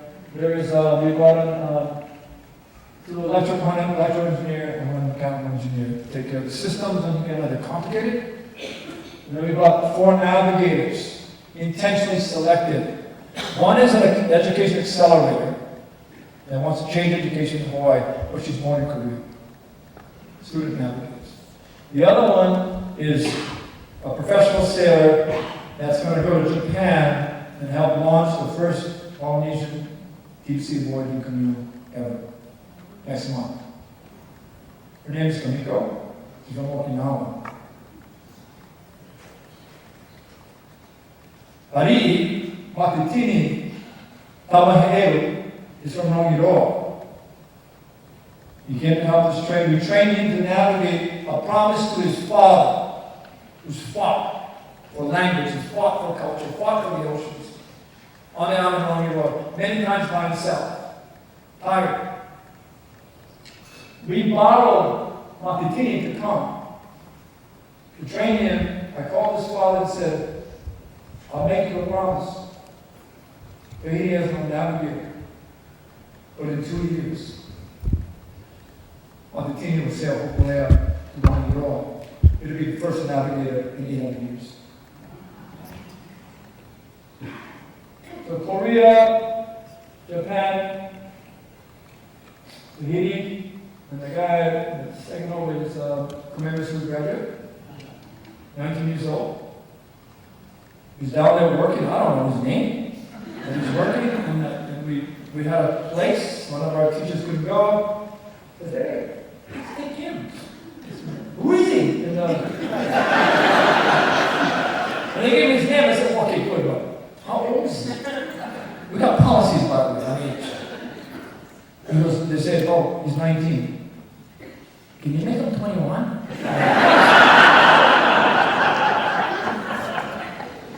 So I couldn't take him until I called his parents and talked to their parents and came down and 12. And guess what they said? It's his time. It's his time. Next slide. The captain. We'll meet her tomorrow. Close it up. But I'm going to pull you back to a time in 2008, a decade ago, when I would go to Satawal to see Mao for the last time. And we were on the island, and Mao was such a renegade that the old blood back in the caste system, they lived to fawn us out on the island. He changed the traditional name from Satawal to Waikiki Beach, or whatever, just to irritate everybody.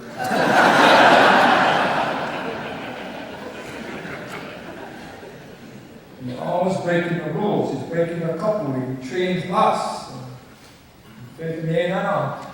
You need to come to Micronesia. Half the people don't like it, half the people not like it. Because I give you the navigation. And so we were inducted into this ceremony called Voyage the year before. And it's about responsibility. Well, maybe I will. I'll take a few minutes. I'm sorry. I'm going to do that. We're sailing to his island to bring a gift we built, give it to him, and over the radio, we were in front of it and said, well, how much to give you? Whoa is like, nobody gets Paul inside that region. So, I don't want to have responsibility for something I don't understand. No, I don't want responsibility for something I'm not going to be at. I'm going to go home to Hawaii. I was confused. We landed on his island, going to the men's house, and I felt out. Came out, I'm going to take Paul. He goes, I'm not asking you. And then I knew Paul is not about you. It's not about you. It's about you, as he would say, if there are no navigators anymore, there will be people no more. And so we get inducted into the Kuleana responsibility, and not the title. And it's a long story about him planting the seed in Hawaii when he dies, so people can go to him because they're forgetting his land. And so, when I came back in Hawaii to say goodbye, he was in his house the day before we were leaving to go back to church. I went down to his house, and his house was a bright, hot sunny day, and tin roof, small, no screens. And his bed is a piece of plywood. And he was sitting there in the plywood by himself, black silhouette, shadow inside the house, waiting for a student. So we talked about many things, but to make a long story short, I had this question I needed to ask him. It's a question of justice, it's a question of equality, it's a question of what's right. That if we offer training, we should allow access and opportunity to the ones who train the most and the best. Okay? What if they're a woman? So I go to Mao, a guy who breaks all the rules, and say, Mao, I have pole. Can I give it to somebody else? And he looks at me like, you're stupid, that's why I kind of gave it to you.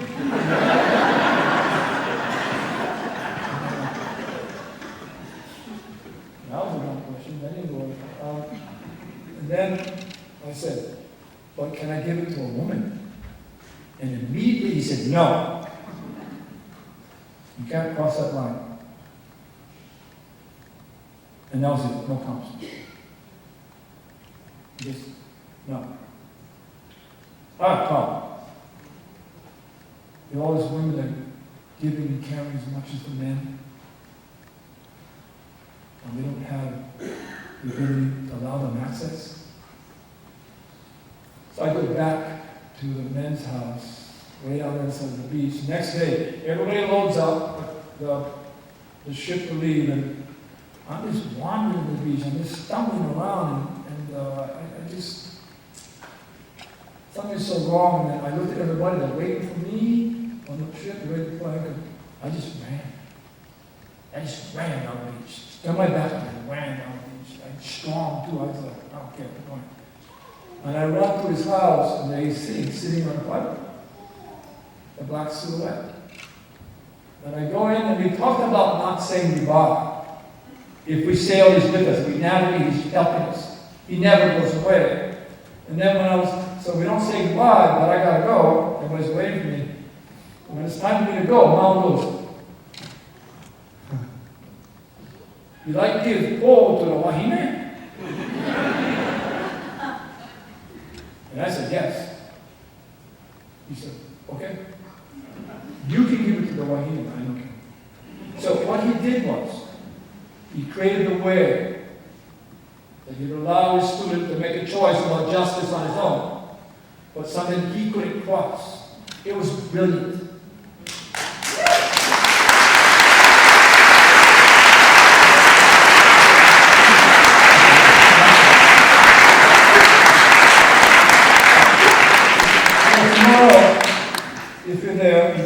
comes in is captained by a 32-year-old woman. She's born in New York. And she has 5 sisters. Her parents are Hawaiian. Left New York to bring them home to learn the culture in a very expensive place to live. Sent them to public schools, and just by chance happened to be enrolled in the first Hawaiian immersion language school ever. Ever. Graduated from Punana.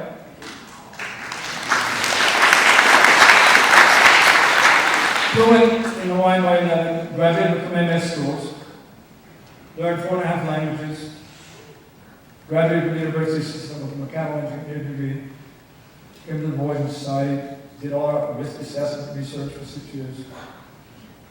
Then she would sail.